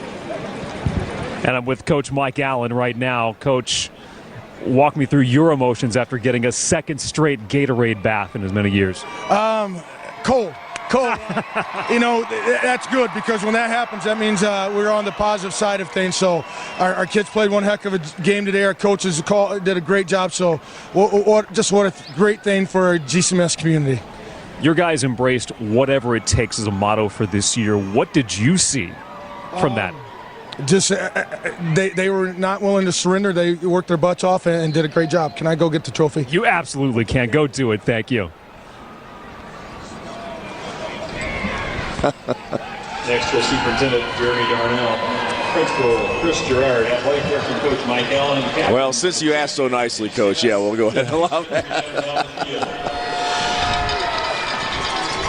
Well, this is a perfect example of scores don't really indicate how close a ball game is and how important turnovers are, and taking advantage of where those turnovers are, and are you going to turn them into points? And that's exactly what Gibson City did.